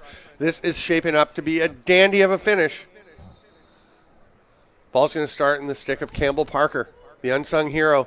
He's been excellent this game for McGill. For Brock, it's had nothing to do for McGill. Woodland gets it. Tchaikovsky on him. There's a matchup. They swing it back to Cree Blakely. Romanchuk up on Blakely. He's going to let him drift high, not chase. Trent defense getting a little bit extended here, really putting pressure on everyone. Oh, Romanchuk, great job getting across the top to stay with Cree Blakely. What footwork by Romanchuk. There's Parker. Johnny Lynch on him. Pass the goal. What a finish. Is it good? It is. It looked like the ref was peeking at the crease to check it out. What a shot to bury that one. Is that Leclerc? I didn't see. We'll have to check the replay. Happened too quick. And it looks like that's just another option from the same look that we saw earlier. Man coming open off of the kind of pick and roll. So it was Campbell Parker setting up Sam Leclerc for that goal to tie it up. And, boy, we might have a little extra lacrosse here today. We're well under 2 minutes. Who's going to get the draw? Nico Baudouin, Aiden McLaughlin. Well, McLaughlin jumped that a little bit. Doesn't matter. The Baudouin comes away with it anyway. Is that the end of regulation time? Might be a Brock timeout. Or is it a timeout? Yeah, it looks like a Brock timeout. Okay.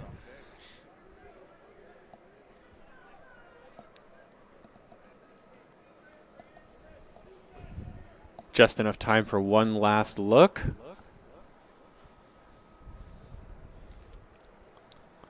Again, we're now into the stoppage time. So the actual time's kept down on the field. I would estimate that probably looking at 30 seconds or less to this game, all tied up. Brock coming back with possession after this timeout.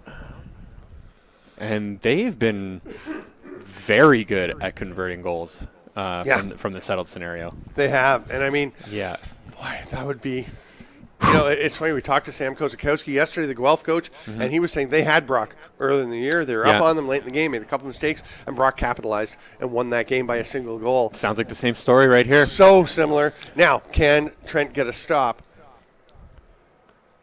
We'll see. If they get a stop, I think it'll certainly go to overtime. Yeah, I would think so. The time is definitely ticking down. Mm-hmm. And just if you're watching at home and not all the way up to date on the Kufla rules, we do now have a sudden death overtime instead of the full period that we used to have. Yeah, that's what I was just actually double checking because I believe it is the sudden death. You put 4 minutes up and you go, and once somebody scores, that's it. If you don't score in the 4 minutes, we take a quick break and go again. That's it. But we'll see whether we need that or not. Woodland watched by Tchaikovsky, comes down to Brown, goes back up to Woodland. Romanchuk watching carefully if he has to slide. He's going to step down. They were not letting Woodland drive to the net there. They're willing to leave the man up high. Now it's Houghton. You can hear somebody yelling 30. We're now down to the final 30 seconds. Houghton watched by McLaughlin. Twin cutters on the outsides, but both picked up nicely by Trent's defenders. Houghton continues to hold. Spins, shot, it's high. It's going to drift far away. Sam Leclerc gets it. Might have been looking to pass there. The same man was open on the opposite side of the crease. Went straight over the top of the crossbar, though. Oh, the ball is dropped by Cree Blakely. And then that shot, quick shot at the end, hits Connor Brown, who tried to duck so the ball could go over his head. Didn't work out. We're going to take a 2-minute break, and we'll be back with live sudden death overtime to see who goes to the Baggataway Cup Championship Final.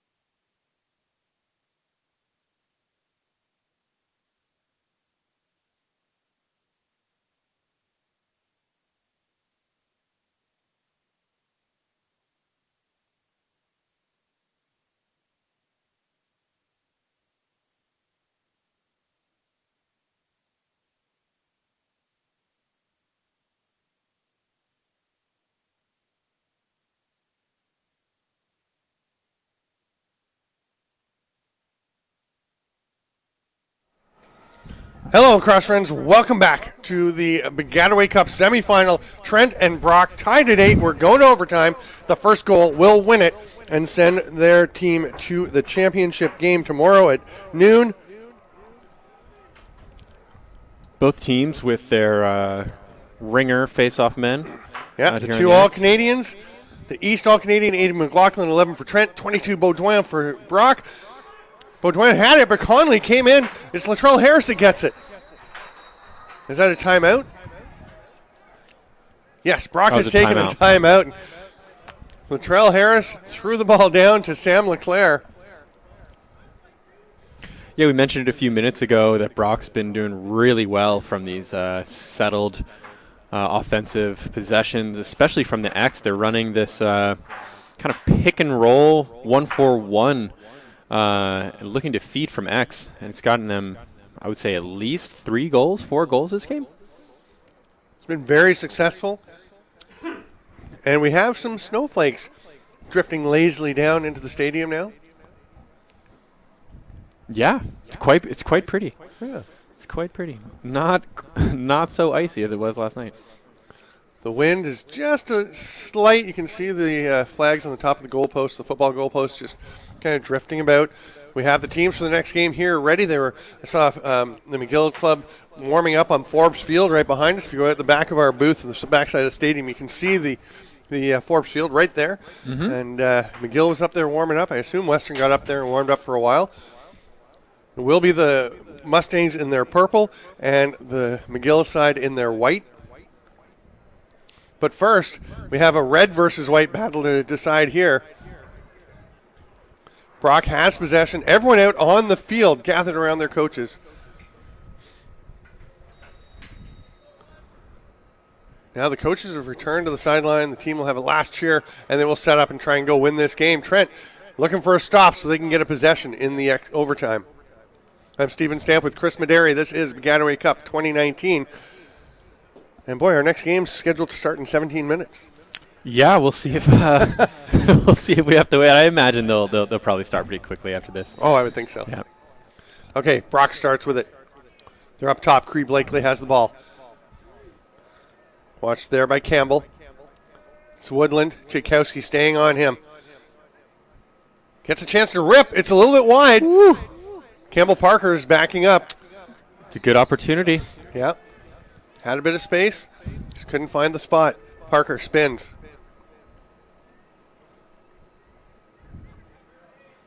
Here they are starting to set up that 1-4-1. Blakely. Watched by Campbell. Hands it off to Houghton.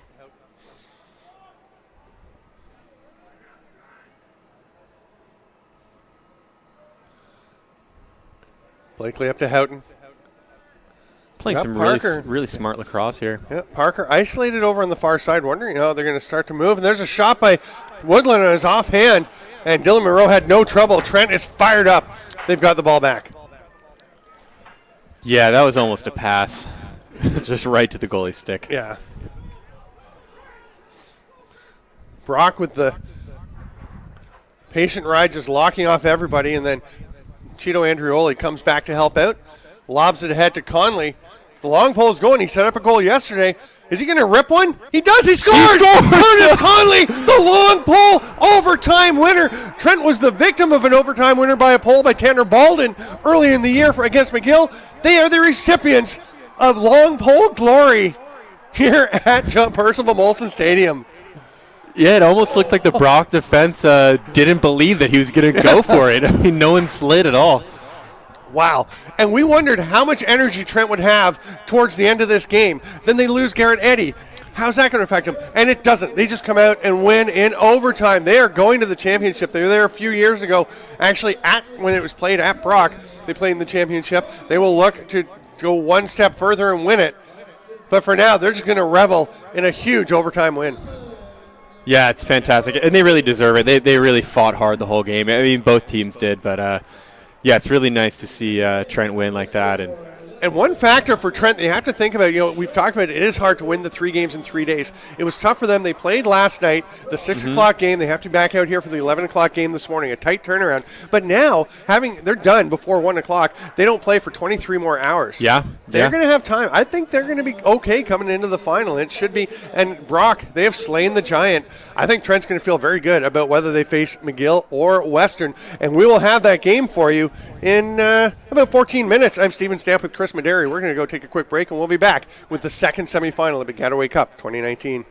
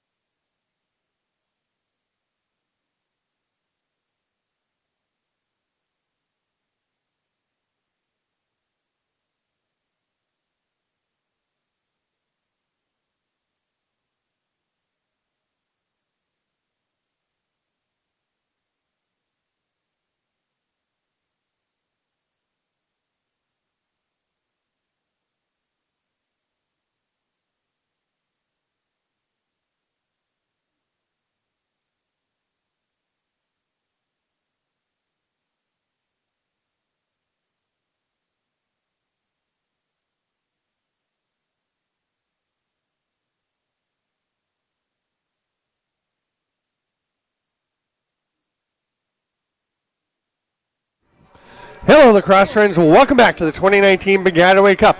It's been about 26 minutes since that thrilling overtime goal, shorthanded by long pole. Curtis Conley advanced Trent to the championship game tomorrow at noon over at Concordia Stadium. We're going to see who they're playing as Western in the purple, going left to right. The three-time defending champions are taking on McGill, the undefeated 10-0 McGill, who are looking. Well, they're the only undefeated team in the league now this year after Brock fell in the last game. That's right. Another scrambled draw. We've seen a ton of those this weekend. And Western came away with it momentarily. It'll be Michael Byrne. Coming up with the ball and paying the price, getting absolutely drilled there by Kieran McKay. Yeah, McKay looked pretty excited about that opportunity. Sorry, that was that Richard Molenberg? Is that 48 or was it 18? It was Molenberg. Yeah, it was okay. Molenberg So on the hit there. On the first one, I stuck my 1 and my 8. Western hangs on to possession. Cole Davis, who had a few big goals for Western yesterday. Here's Simeone over to Simeone. That's Julian to Tristan. Tristan with the ball now. Cody Ward, the player of the game yesterday with 4 goals and 3 assists. He was brilliant. Tries to feed one through. Can't quite connect with Nick Ferris. And I thought for a moment they were giving possession to Western. That was clearly a pass, and they nail it. The ball goes to Western. Nice hustle on the forecheck, but very calm and poised. Oliver Bolsterly Tanner Baldwin hands the ball off. Baldwin, I referenced it earlier. Baldwin came up with a huge overtime goal for a win for McGill against Trent here in Montreal a couple of months ago now, as they won on a shorthanded overtime goal. And he is one of the best players you're going to see on the lacrosse field. McGill set up in the offense now. Their first possession of the game. They're going to cycle it around. Max Murdoch, the veteran who will be departing the school this year, along with his father and coach, Tim Murdoch. 17 seasons on the McGill sideline. He's stepping away, going on a 5-month tour with his wife in January. They're going to New Zealand, Australia, Vietnam, Japan, Hawaii, I believe. I know. Was the list. I'm jealous. I'm excited for them. I'm a little jealous, too. Yeah. But excited. I mean, he deserves it. He's put so much into his program, so much work with his regular job and his volunteer position here at McGill. And he has done an amazing job building it up, building up the team, building up the roster, building up the program, and building up the coaching staff to be ready to take over for him. It's true, yeah. Now the coaches include both Nicholas Subri and Anders Biela. I played with both those guys. Oh, Anders? Yeah, there he is. Yeah, I mean, just the experience and lacrosse IQ between those two guys alone, I mean, it's serious. Simon Hudson and Andrew Bedell, the rest of the coaching staff. There's a chance, but a nice slide. Great hustle to get out and limit that shooting opportunity. As that was John Gregg popping out. Well, Gregg had a strong game last night as well. Oh, a huge hit by John Kitt. And the loose ball is scooped up, and the Western sideline is going nuts. But then the long pass, it'll be run onto. Doesn't turn into a problem. John Gregg. And these teams were both out here watching as Conley scored that goal. And John Gregg said, hey, if Curtis Conley can score that goal, I'm staying up on offense. Now he's going to peel off. He was staying there looking for a pass from Simeone. No, he's staying again. And now he's going. Twice he circled back into the offensive zone to be part of that. Curtis Conley's emboldening long poles around Kufla. McLaughlin handed it off. Here's Ryan McLean with the rip. Nice save by Michael Gallo. And at the other end of the floor, we've got Michael Orlando between the pipes for Western, ready to face a shot. But it's going to be handed off as Connor Plant will slow things down. I think he makes a wise choice there. Yeah. I double-checked before the game, or this morning, before we didn't have time between these games, but before all the games, just to make sure, because, up here in Montreal, you would think it would be Connor Plant, but he is from Burlington, Vermont. So great town, Burlington, Vermont. Oh, so beautiful. Bouncer a little bit wide from the stick of Liam McDonald. Yeah, Burlington's nice. So pretty.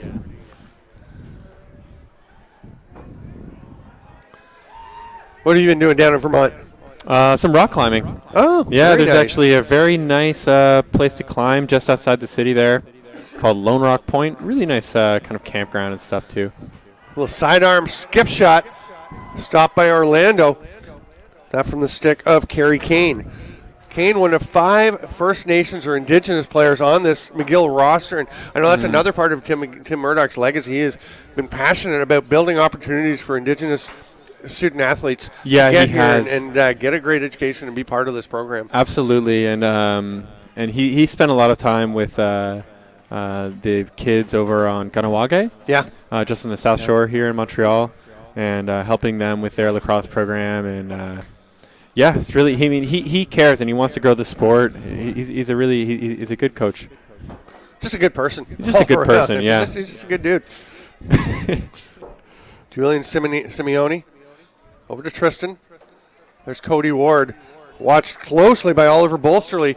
And it's huge for McGill to have Bolsterley here. He was drafted by the San Diego Seals in the National Lacrosse League entry draft. And this is their first weekend at camp. There's a shot, another save by Gallo. Quick outlet. But he talked to Patrick Merrill, the head coach and GM of San Diego, and he said, no, go ahead, play with your team. I get what it means to you. Go and be part of it. Come next weekend for the second weekend at camp. That's it. It helps that Merrill was Bolsterley's coach at the Hill Academy. Those kind of relationships, I think it can make a difference. It does. So we're scoreless through 6 minutes of play here in the second semifinal. Yeah, both teams have had some opportunities though. They're looking strong. Maybe McGill. I think Tim mentioned that it's been 2 weeks since they last played a game. Oh, big save by Orlando on a hard shot. The high-to-high taken by Andrew Chase, the native of Summit, New Jersey. Fair number of American players on this club. I was actually just talking to someone over in the McGill Loge. He was pointing out, fewer Americans probably. A lot of players from BC coming in. Again, that's a direct result of Tim Murdoch and the effort he puts in. He'd fly out to everywhere. BC. Everywhere, yeah. BC, and he does the rounds at all those U.S. tournaments, hotbeds, Gate Cup, all that good stuff, all the summer club teams. John Kitt ran into some open space to get that clear from Orlando, and Western goes to the attack. But yeah, Murdoch, he's put in the effort, put in the miles and the time. And it shows. On his own dime. Yeah. It's not like there's a massive recruiting budget to go and get people. That pass gets away. $0 for recruiting. Approximately zero. Yeah. The ball. Here's a chance for Max Murdoch. Just can't quite catch it, and then he checks Orlando. Is that a penalty? It is. Yeah, Orlando had the ball in his stick, standing in the crease, and Murdoch just chops down on the stick. It'll be an interference call, and a chance for McGill or for Western to set up on the power play. Boy, in that game, Hayden Nix was trying to reach over center and just tap that ball that was the errant pass headed out. He just missed it, and may have got caught up a little bit. Maybe, yeah. Nobody kind of rotated in to back him and led to that break. Hayden Nix, I want you to share again the Hayden Nix situation. Oh, yeah. So Hayden Nix was a teammate of mine when I was playing for McGill. He's now playing for Western, just to be clear. But I think he's coming up on... big save by Gallo on the hard outside shot. He has, 98 career Kufla wins? 98 career Kufla wins, yeah. If Western wins the tournament, then that will be... that'll be Hayden Nix's 100th Kufla win. Ward hits the trailer. Simeone behind the back to Ferris. Doesn't connect. Not sure if it was tipped, but it doesn't matter. Julian Simeone gets there first. I didn't even think it would be possible to get to 100 games. He's in med school. He's in med at school Western. Now. Yeah, that's completed his degree at McGill and in med school and still playing. And boy, it amazes me when people do med school and other stuff. There's one of my heroes is Emma Robinson, who's a national team rower, a colleague of mine with Rowing Canada, and she came back from cancer, was doing med school, and went back and won a medal at the Olympics after. Yeah.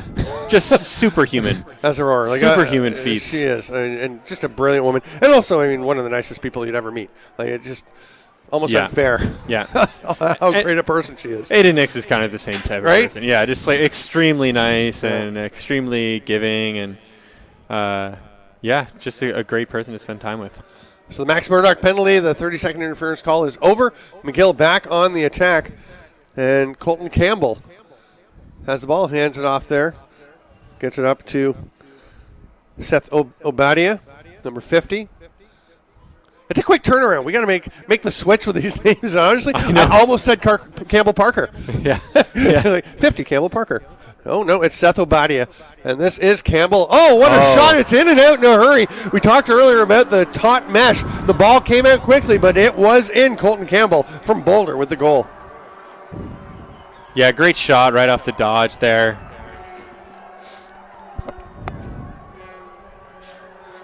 Bounce shot right outside the crease and then into the upper left corner of the goal. Those shots are hard to stop for a keeper because of the change of plane. Kind of hard to judge where it's going to bounce, especially as conditions have changed. Probably bouncing a little bit different yesterday. Just a dead overhand. Campbell on the run. And he got the defender, protected the ball well. And, yeah. The snow's gone. It's still pretty cool. It's where are we at today? Actually, we're at -2 still or so. So it's still sub-zero. It's still the field's pretty hard. It had cleared up. We had sun earlier. We do have some cloud now. These are pretty good conditions. A few snowflakes were dropping near the end of the last game, and I know Commissioner Dave Fennicky, as we're just having a moment in the loge between games, said, "Is it snowing?" It's not snowing. It's just a few flakes, David. It's okay. Yeah. All is well. It's an outdoor sport. You deal with what you deal with. It is. And we've played in worse conditions than this. Yes.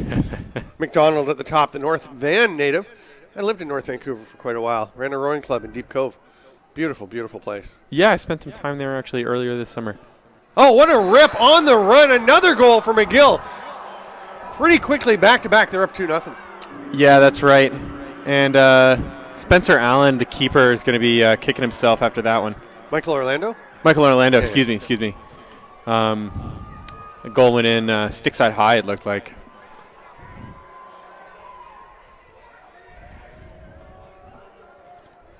So that goal from Kieran McKay, another BC boy, Richmond, BC. Mm-hmm.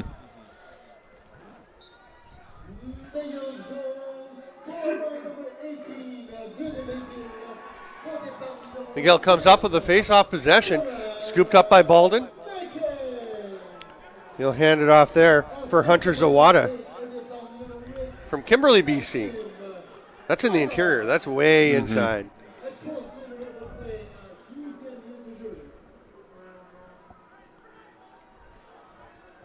That's a big face-off win for McGill there. You keep that possession, that momentum. And again, Western played yesterday. You always wonder, they played the late game. So the exact same amount of time to recover as Trent had. We saw how well Trent dealt with it, but it can depend on game circumstances too. We actually talked in the Trent versus Brock game how Brock got up 4-1, and we said if Trent gets down further, it could be trouble for them because the energy to come back could be too much. But if they can come back from this, it could be momentum. And whoa, we were prophetic. We were. we were. Commentating a great game. There we go. So now McGill up on Western. How does it affect Western? I'd say similar thing. If McGill could get well ahead, even if Western's able to battle back, the energy you consumed might be so much that McGill would then respond. Or even just keeping the ball for McGill in the offensive end will do a lot because their defense is going to be getting more and more tired. And as the time starts to run out, the offense will feel more and more pressure to score and score quickly. So, we'll see what happens. McGill still in possession. They got it back. Max Murdoch tried a little reach-around shot that didn't quite connect. But they got it back. He actually scored a huge goal on a similar play where he just got a short stick D-midi on his back and backed his way in, spun a little bit, and that little short arm reach through traffic, and he skipped it home. This one went wide, and now he's got the ball, and he's going to toss it across to Daniel Chand from Coquitlam. Boy, there are a lot of BC guys in this team. Oh, my goodness. What a pass attempt there. It was Ethan Forgrave trying to lob the ball over as he was being checked. He almost connected, but it is turned over. Here goes John Kitt with some heavy forecheck pressure. Nice footwork to get free. Now it's time to move the ball. Oh, actually, he's going to pull back and slow things down. And now he'll hand it off and see what A.J. Skirving can do. Skirving tossed it back to the goaltender, Orlando. Mm-hmm. McGill running that kind of goalie lock-off ride package. Keegan Crowley's open over on the sideline, and I'm not sure if they even knew he was on. He just subbed in and just didn't come away from the sideline. I'm not sure Orlando even saw that he was there, and the result was a turnover. He had his stick raised. I don't know why he didn't get the ball. Hard rip from the outside as Connor Plant just loads it up. That had some heat. That had some heat on the ball. Baldwin with a little flip pass to him. Murdoch, low pass. Scooped up nicely, reverse whip. Great effort there by Kerry Kane. Can't quite connect it. Speaking of carries, as we is that the end of the quarter? Or is that the end of the first. End of the first quarter. That's going fast. Yeah. 2-0. But I was going to say, speaking of carries, I'd like to give a shout out to my lovely and talented fiance, Carrie McMaster, back at Revive Hair Lounge, the salon that she and I own and run back in Peterborough. One of our clients very nicely posted a picture on Twitter of the game up on the screen, up on the computer at Revive, the first game today. Trent was playing. It's in Peterborough. There's some Peterborough folks watching, enjoying that game. That's nice. Yeah, that's very nice. Wherever you are watching, well, first of all, thanks to Carrie, and I love you very much. Can't wait to see you tomorrow. And for everyone else, wherever you're watching, wherever you've got us up, thanks so much for being with us. We'll take a minute and a half break, and we'll be back at the 2019 Baggataway Cup in Montreal.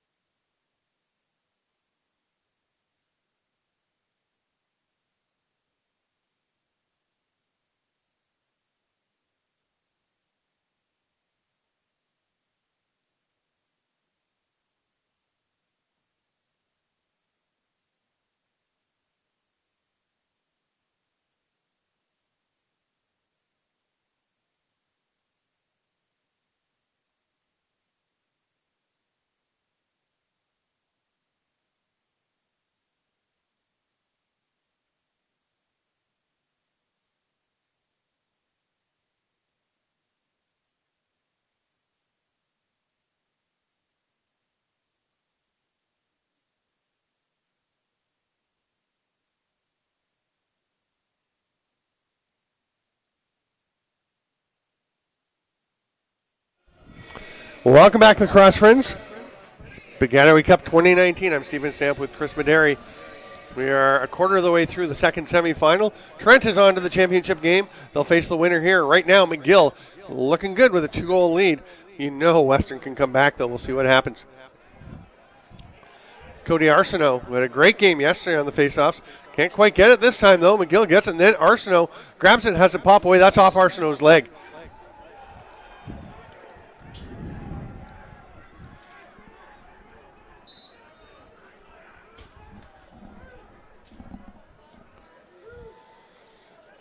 So McGill with possession now, deep in their own defensive zone, working on clearing the ball, and managed to do so with Brandon Byrne with the ball now, starting to work it around, tosses to his teammate.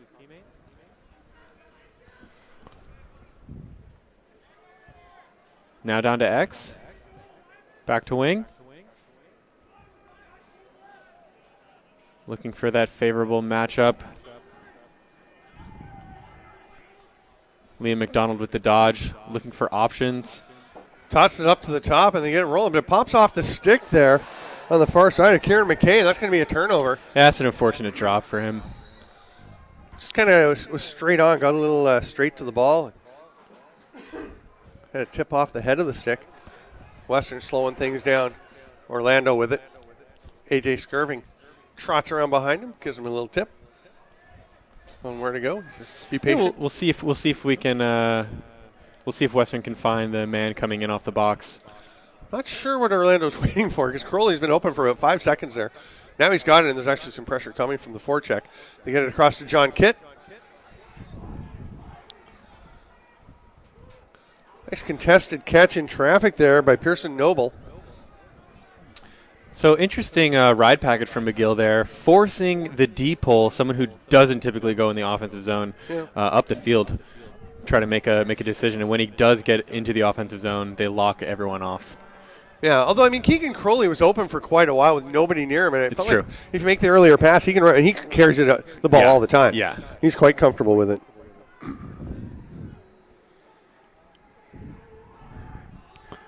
There's a chance. Hard rip, a nice save. What a job. Big save. Michael Gallo just getting a stick on that one, denying Nick Ferris, who's deadly from that range. Yeah, it looked like Gallo just barely got enough. It almost dropped right at his feet. Noble trying to fight through the check from Hayden Nix, or from Connor Plant. And Noble very weary there to go to his left hand. Did not want to use it at all. It's because where's he from? He's from Toronto. He's a normal Canadian guy. He likes the hand he likes. That's true. Americans. All this switching and going back and forth. Pick a side. No, that's fine. It's good to be able to go to both ends. It's good. We've seen good things happen with Tom Schreiber and guys. I mean, remember the one goal that Tom Schreiber scored for the Toronto Rock as he converted to box. There's a bounce shot a little bit wide. Western will get it back as they were backing up. But he's coming around the net, switches sides, switches hands, and rips it and scores as his helmet is knocked off. Yeah, that's right. That was an amazing goal.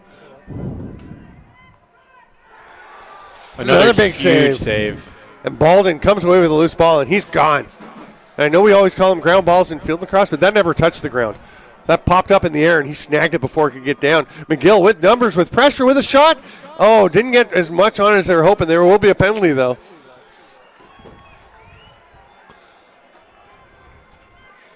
Looks like it might have been a push with possession. Yeah. Now, is that a minute or is that 30? You know, I don't know. We'll find out shortly. Appreciate Dave Fennicky, our commissioner, sending me a steady stream of texts to let me know, let us know what the calls are. Double confirming all the goal scorers are. There's Murdoch behind the net. Nobody back there from Western. They're just going to let him come out. Yeah.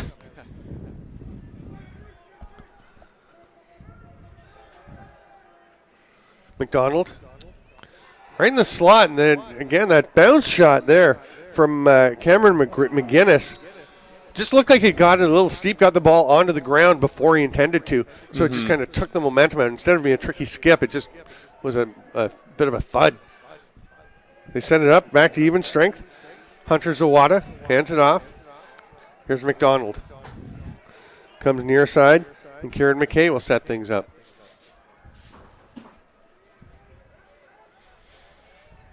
McGill still up 2-0. 5 minutes into the second quarter.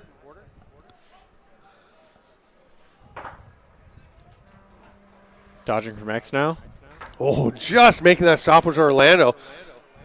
Close angle, but almost squeezed in by Isaiah Cree. Cree from Akwesasne, New York, which is a tricky little bit of geography because it's a kind of an island in between Canada and the States, and you're never clear exactly what you're in a lot of the time. Yeah. I was there for the Founders Cup a couple of years ago, and yeah, it's a fascinating little piece of property. With the Turtle Dome there, beautiful arena. Absolutely. On the island. Love that place. Looks like we got another penalty, McGill penalty.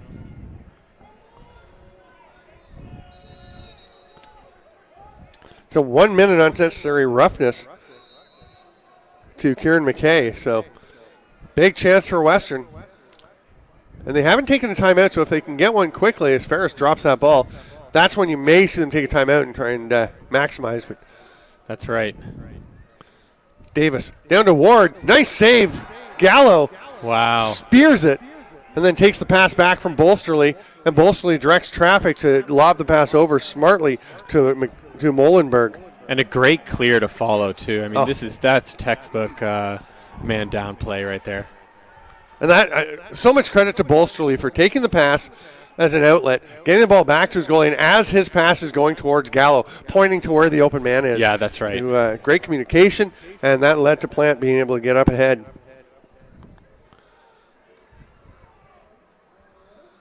Plant harassed there by Cole Davis. Managed to get it off.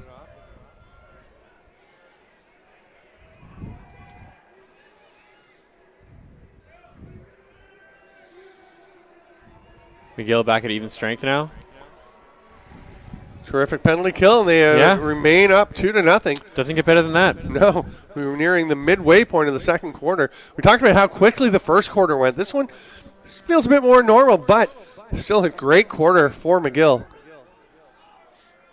Yeah, keeping possession. Yeah, they almost gave it up on that errant pass, but it was tracked down. Then a hard rip. That's just off the stick of Orlando on that sidearm shot by Ethan Forgrave.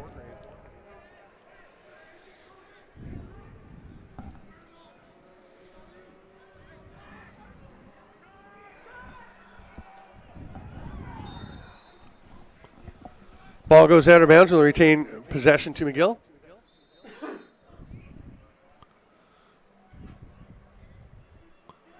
There's Forgrave at X now, dodging. Was looking to feed Murdoch, but the defenseman was there. Right on him. I mean, they got it through to Murdoch, but A.J. Skirving was right in Murdoch's hip pocket. Oh, yeah. They come across to the near side to Kieran McKay.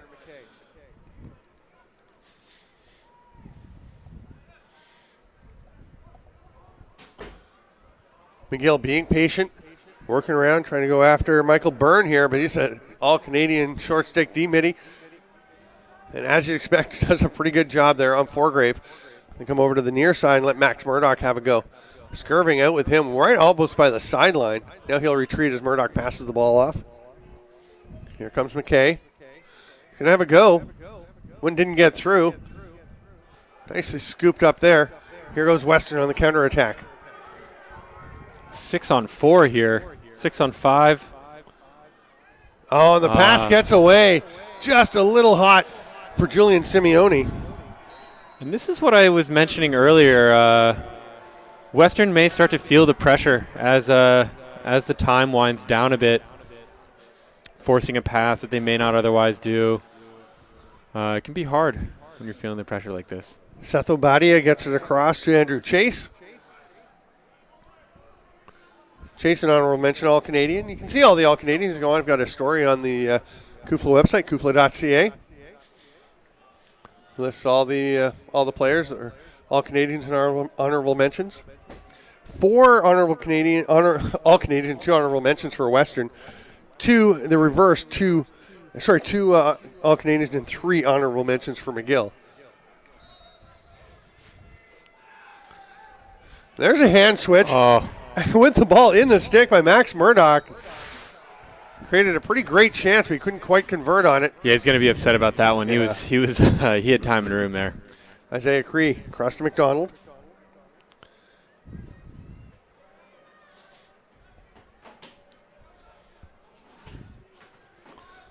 Almost surprising that McGill had just the 2 All-Canadians in the East when they went 10-0. Yeah. Among all the positions and the 3 honorable mentions. But it really is such a team effort, a team approach for McGill. Honestly, you go through and you think, it's hard to see which guys really stand out.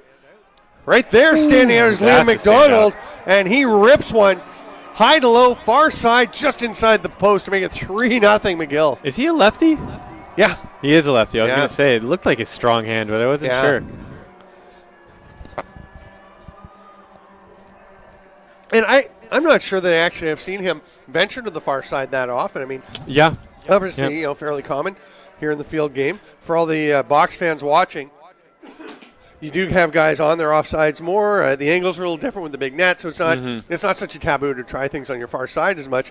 And a lot of guys will do it, but McDonald is a guy that you'll often see over here on what in box we call the shooter spot out on the wing here. Yeah, exactly. And he tends to be more an up and down guy, not an across guy. I would say more of a north-south as opposed to east-west. But did a pretty good job going east and west there. Absolutely. It's beautiful. That was shades of Garrett Eddy on the run yesterday for Trent. Absolutely.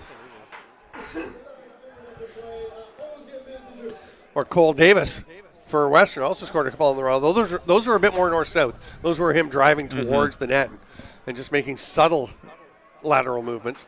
Here's McDonald with the ball back, and Trent with a 3-0 lead thanks to his latest goal. Hands it off to Murdoch. McGill offense really being dominant with control of the ball here, waiting for the right opportunity. McDonald, another one. That's what we expect to see from him. What a beauty. And I think he just got Orlando thinking far side and pulled it back near pipe. I think so, yeah. That's what it looked like. There was just the slightest pump fake there. Yeah. And that was unassisted. Didn't need any help. Yeah, Liam McDonald on fire. He has really risen to the occasion in Baggataway Cups before. The native of North Van. Here's a face-off battle. Taking the draw is Kai McDonald for McGill up against Arsenault for Western. And it's quite a stalemate on this one. Yeah, Tim classic Murdoch, clamp battle here. Murdoch said before the game he felt if they could win half the draws, they'd be in good shape because they've had 3 face-off guys are out with injuries. Yeah, that's what he said. So Kai McDonald's kind of forced into duty, and that's a lot of pressure on him, but doing a pretty good job, slowed that one down. I mean, Western getting the majority of the possessions, but Arsenal making them work for it. Here's Keegan Crowley. As long as you prevent the fast break on the face-off, you're pretty much ooh. That was a slow break because they waited and waited. Then Crowley runs in, draws the defender, and dishes to the 4-time All-Canadian Cody Ward, and that's why he's on that list. Absolutely. And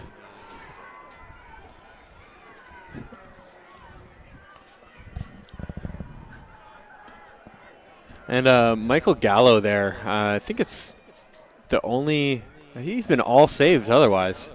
Still having an outstanding game despite letting that one in.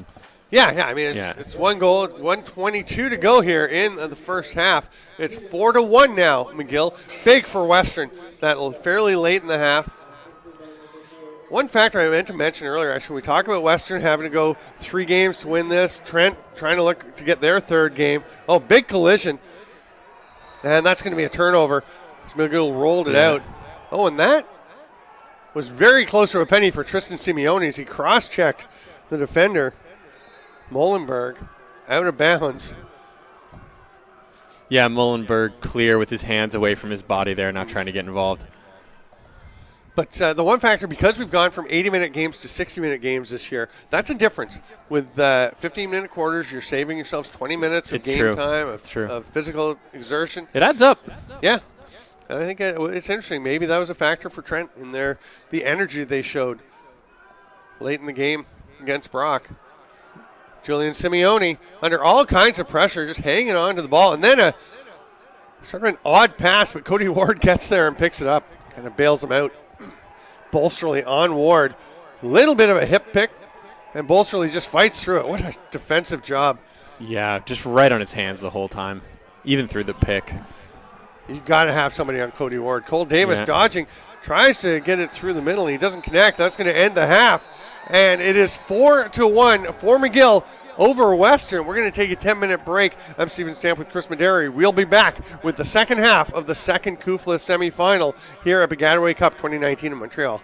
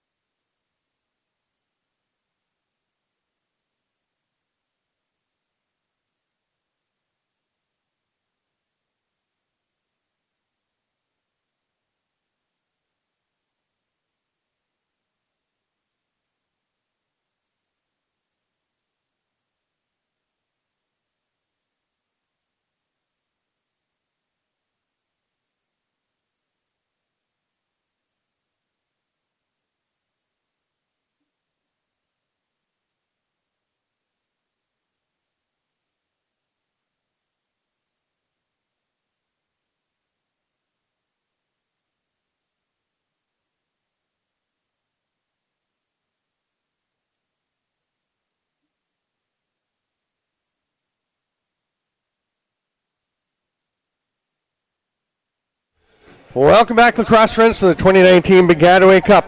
Semifinal number 2 is halfway through. We're about to find out who will be meeting the Trent Excalibur for the championship. Trent has never won. Well, McGill and Western, battling in this second semifinal, have won 5 championships among the last 7, including the last 3 by Western. And an interesting tidbit, the last 4 times these two teams have met have all been at the Baggataway Cup, of course, because they're in opposite divisions, and the winning team has gone on to win the championship each time. That was McGill in 2012 and 2016, or 2015, and then it was Western the last 2 years. That's right. That's right. And now this is McGill with a quick timeout after the face-off. Well, that's an odd one. Yeah, it was a broken situation, and I think might have been a wise call from Murdoch. Yeah. Here as the snow starts to fall a little bit heavier. Swirling, drifting. It's still quite lovely. It is. It is.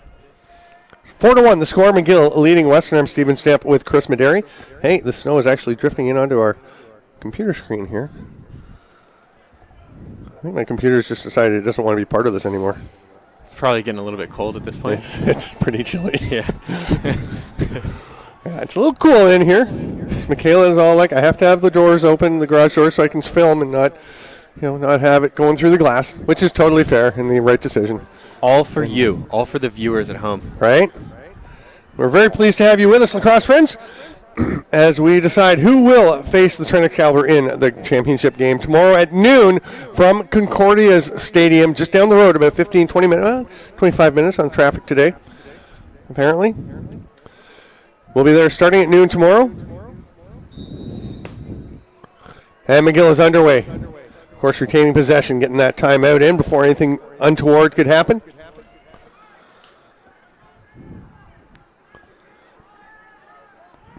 Liam McDonald, a pair of goals in the first half. We're having a debate about who we thought should be. Hey, well, nice job by the ref, as there was an extra ball in the field of play, and the ref just skipped in right beside the player and tossed it out. That's that extra mile that refs have to go. That's it. McDonald gets the pass off, and Orlando may have got a piece of that. Who's going to get possession? That's a tough call. It's Western. Is it closer to the ball? It's closer to the ball. Not to the end line. Okay, yeah. Yeah, so you got to take in trigonometry, figure your angles, because obviously Hayden Nix was over this way more. And Then I think that's definitely the right call. I was going to disagree at first, but But then you tamp down your inner McGill alumni. That's it. And realize that Western deserved that ball. Not be so biased. Yeah, we have I'll tell you, if McGill is able to advance, they've got the 4-1 lead. If they advance to the championship game, it would mark many things. It would mean the first time, as David Fennick, our commissioner, was pointing out, that we've had an East versus East final in the Baggataway Cup, which would be pretty amazing. Yeah, and it would be the first time Trent is in there. No, they were in the final 3 years ago. Okay. Played Western at Brock. They won their semifinal, got into the championship, then Western won that one fairly handily. It would also mark head-to-head confrontation between play-by-play man and Trent alum Steven Stamp, that's myself, and color commentator and McGill alum Chris Mederi. That's you. That's me. And we just saw McGill's ride package work out for them well. A lot of confusion around the middle of the field. And yesterday, Western was so calm and so poised on all their clears as Nipissing just wasn't able to get the same kind of pressure that McGill's affected here. Kieran McKay. All over him is Pearson Noble, and that's going to be a turnover, so Western gets it right back, and they're on the run. Next, we'll hand it off to Cody Ward. It's a pretty good idea if you're a defender running the field and you're not sure what you want to do. You give it to Cody Ward. He usually makes good things happen. And Oliver Bolsterley is out to near midfield with Ward. They clearly want to keep. We've seen Bolsterley on him for the most part. Although, actually, is that Rowan McLaughlin on him? No, it is Bolsterley. I thought for a second it was a 9. Simeone, well behind GLE. Over to Ward. We've got 5 Western players from the 20-yard line in, and the goal line is the 15. They're really low. Now everyone's popping out as they spread things around. Can't connect with Ferris on the pass, but it's backed up by Simeone, and they'll retain possession. Simeone with a short stick matchup now. He almost stepped out of bounds on the end line. Oh, what a pass. And a great save by Gallo. He is just standing on his head right now. I mean, wow. Amazing save after amazing save. Off to Bolsterly. He's going to come back to Gallo, and he's running before the ball even gets to him. He knew exactly where he wanted to go. McGill managed to clear the ball right after that. They'll slow things down, affect some changes. Okay, one of the things I really enjoy, I've been paying careful attention to Kufla for many years now, and one of the things I really enjoy about the Kufla game is how aggressive it is. You don't see a lot of, you can call it attention to detail in coaching if you like. I call it kind of over-coaching, where some of the athletes are taken out of the game a bit because the coaches like to control a lot of the game south of the border that we see. Yeah. And, amazing athletes, terrific game, sure, but I like the way these guys kind of just go play. Yeah, I agree. It also helps, I think, there's a lot of box guys who are used to having to shoot every 30 seconds and don't want to sit around for 3 minutes before they shoot the ball. Personal opinion, but that's how I feel. Colton Campbell switches hands, gets the pass out, but great defensive effort by Michael Byrne. And Western comes away with the ball. Orlando lobs the lateral pass to John Kitt, and he's going deep. One hopper to Ferris. Western with numbers. Ward hits the trailer. John Gregg. Wow, great defensive play. My goodness, what a play there. Back now on McGill's offensive end.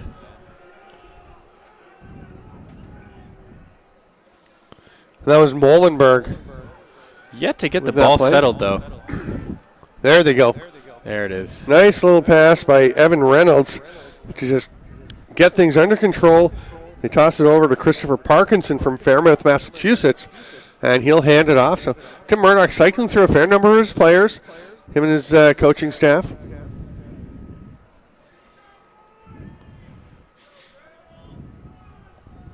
Just moving the ball around the outside now. Waiting to get set up. Yeah, they're actually switching out a couple of the defenders. Yeah, it looks like while that was going on. So just want to keep the ball moving and clear of the defense on the offensive zone. McDonald looking for a cut underneath. Saw the slide coming, decides to retreat.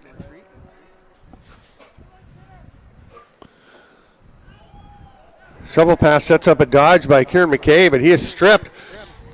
Oh, nice hustle on the back check. But it's grabbed again by John Gregg. Popped out of his stick for a second. Yeah, totally. Kieran McKay did really well to get back there.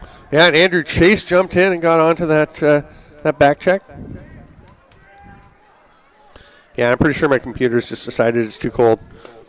I'm going to put it in its bag and let it warm up. As Western sets up in the offensive zone. Not sure I've ever seen Cody Ward switch over to lefty to make a pass. Interesting. Every possession now for Western is very important because they haven't gotten that much offensive possession yet. No, and McGill's being so patient in the offensive zone, it's so difficult to get the ball away from. Yeah. The time we're almost halfway through this third quarter, and Western, it feels like they've barely had the ball. Absolutely. They really need to convert every single possession into a goal if they want to have a chance to win this one. Wait, every time they've had a good chance, Michael Gallo has been there. just right taken there, away. Yeah.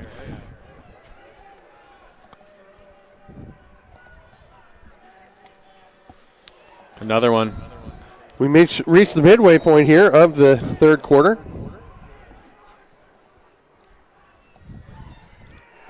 It's just save after save from Gallo. He's unbelievable. He's unbelievable. McGill has commissioned some mini sticks, some wooden mini sticks for the Player of the Game awards. Beautiful little sticks. They've got a small plaque on the side that says Player of the Game, and very cool. And right now, as of right now, you could probably engrave Michael Gallo on one for today. Maybe don't engrave it, just pencil do the outline, pencil in the outline. Yeah. There's Bolsterly with a grab of the loose ball and a quick pass out. Nice job to get it ahead to Kai McDonald. Chance for a fast break here, 5-on-4, but Western manages to get back. Yeah, the little bobble allowed Keegan Crowley to race back in, and then John Kitt causes the turnover. Here goes Western. They're going to push it. Great hustle back once again there by Andrew Chase.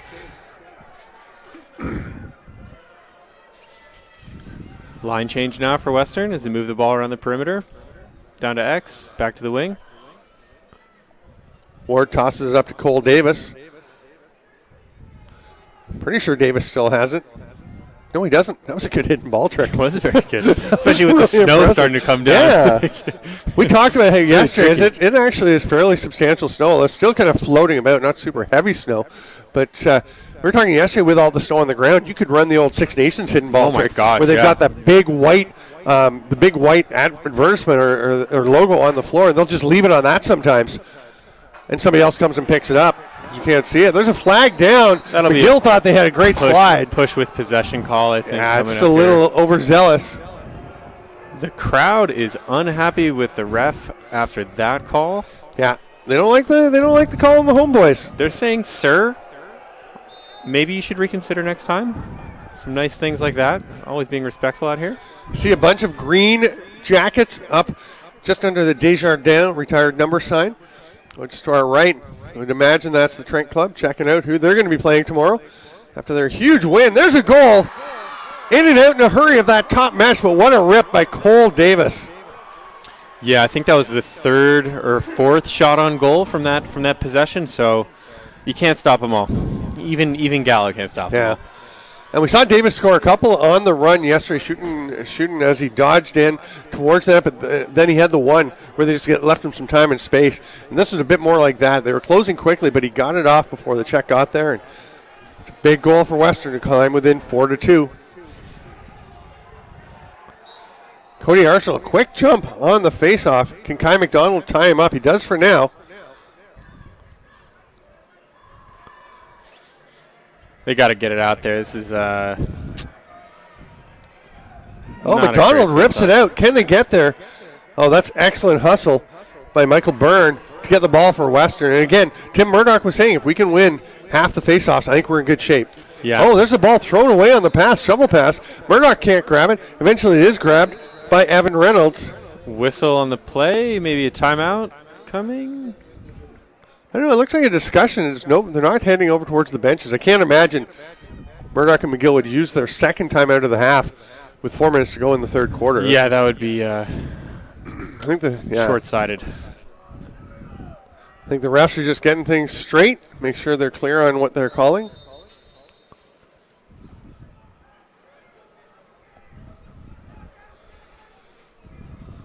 Clock is stopped with 4:02 to go, and the snow's getting pretty serious here. It's coming down. The wind has picked up a bit, going right to left. It's like a flurry now. What do you call this? I don't know. Maybe.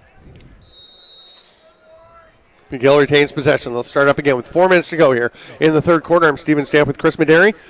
Baggataway Cup semifinal number 2 here in the 2019 tournament. There's McDonald watched by Byrne.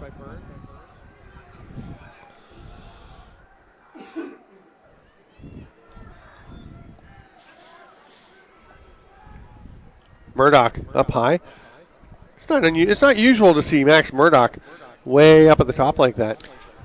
Yeah, it's definitely unusual. He was playing midfield when I was playing with him.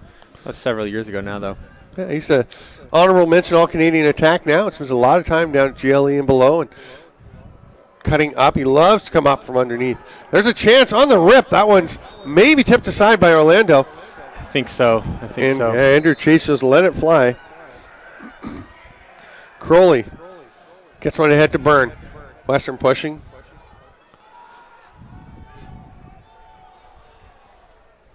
It's really pretty with the snow floating around. It is.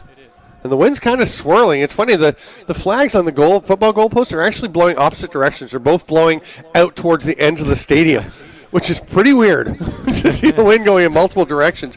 It can get swirling around in a stadium like this with the open ends. This stadium built in 1915.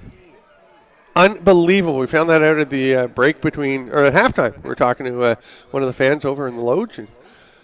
The ball just pops away from Simeone, and it's snagged there. Yeah, good job to pick it up quickly there. Brendan Byrne right on top of it. The Toronto native just comes away with the ball. Baldwin with the short handoff to Plant. Staying calm on the clear here. This is good. Yeah, they see David Van Hees. They get it ahead to him. And McGill very poised, very calm, not getting rattled by giving up a goal. They're still in command of this game with a 4-2 lead. Less than 2 minutes to go here in the third period. Foregrave. I think to close the game out with confidence, they're going to need maybe another goal because they've looked a little bit lackluster since that fourth one. I'd want to. Killing a lot of time. There's a chance driving in. The ball's still loose. It's going to be snagged by Western. Ferris legging it up. Hands off to the pole. There's the pass. What a rip. Nice finish. Julian Simeone on the pass from John Gregg, who's been outstanding in this game.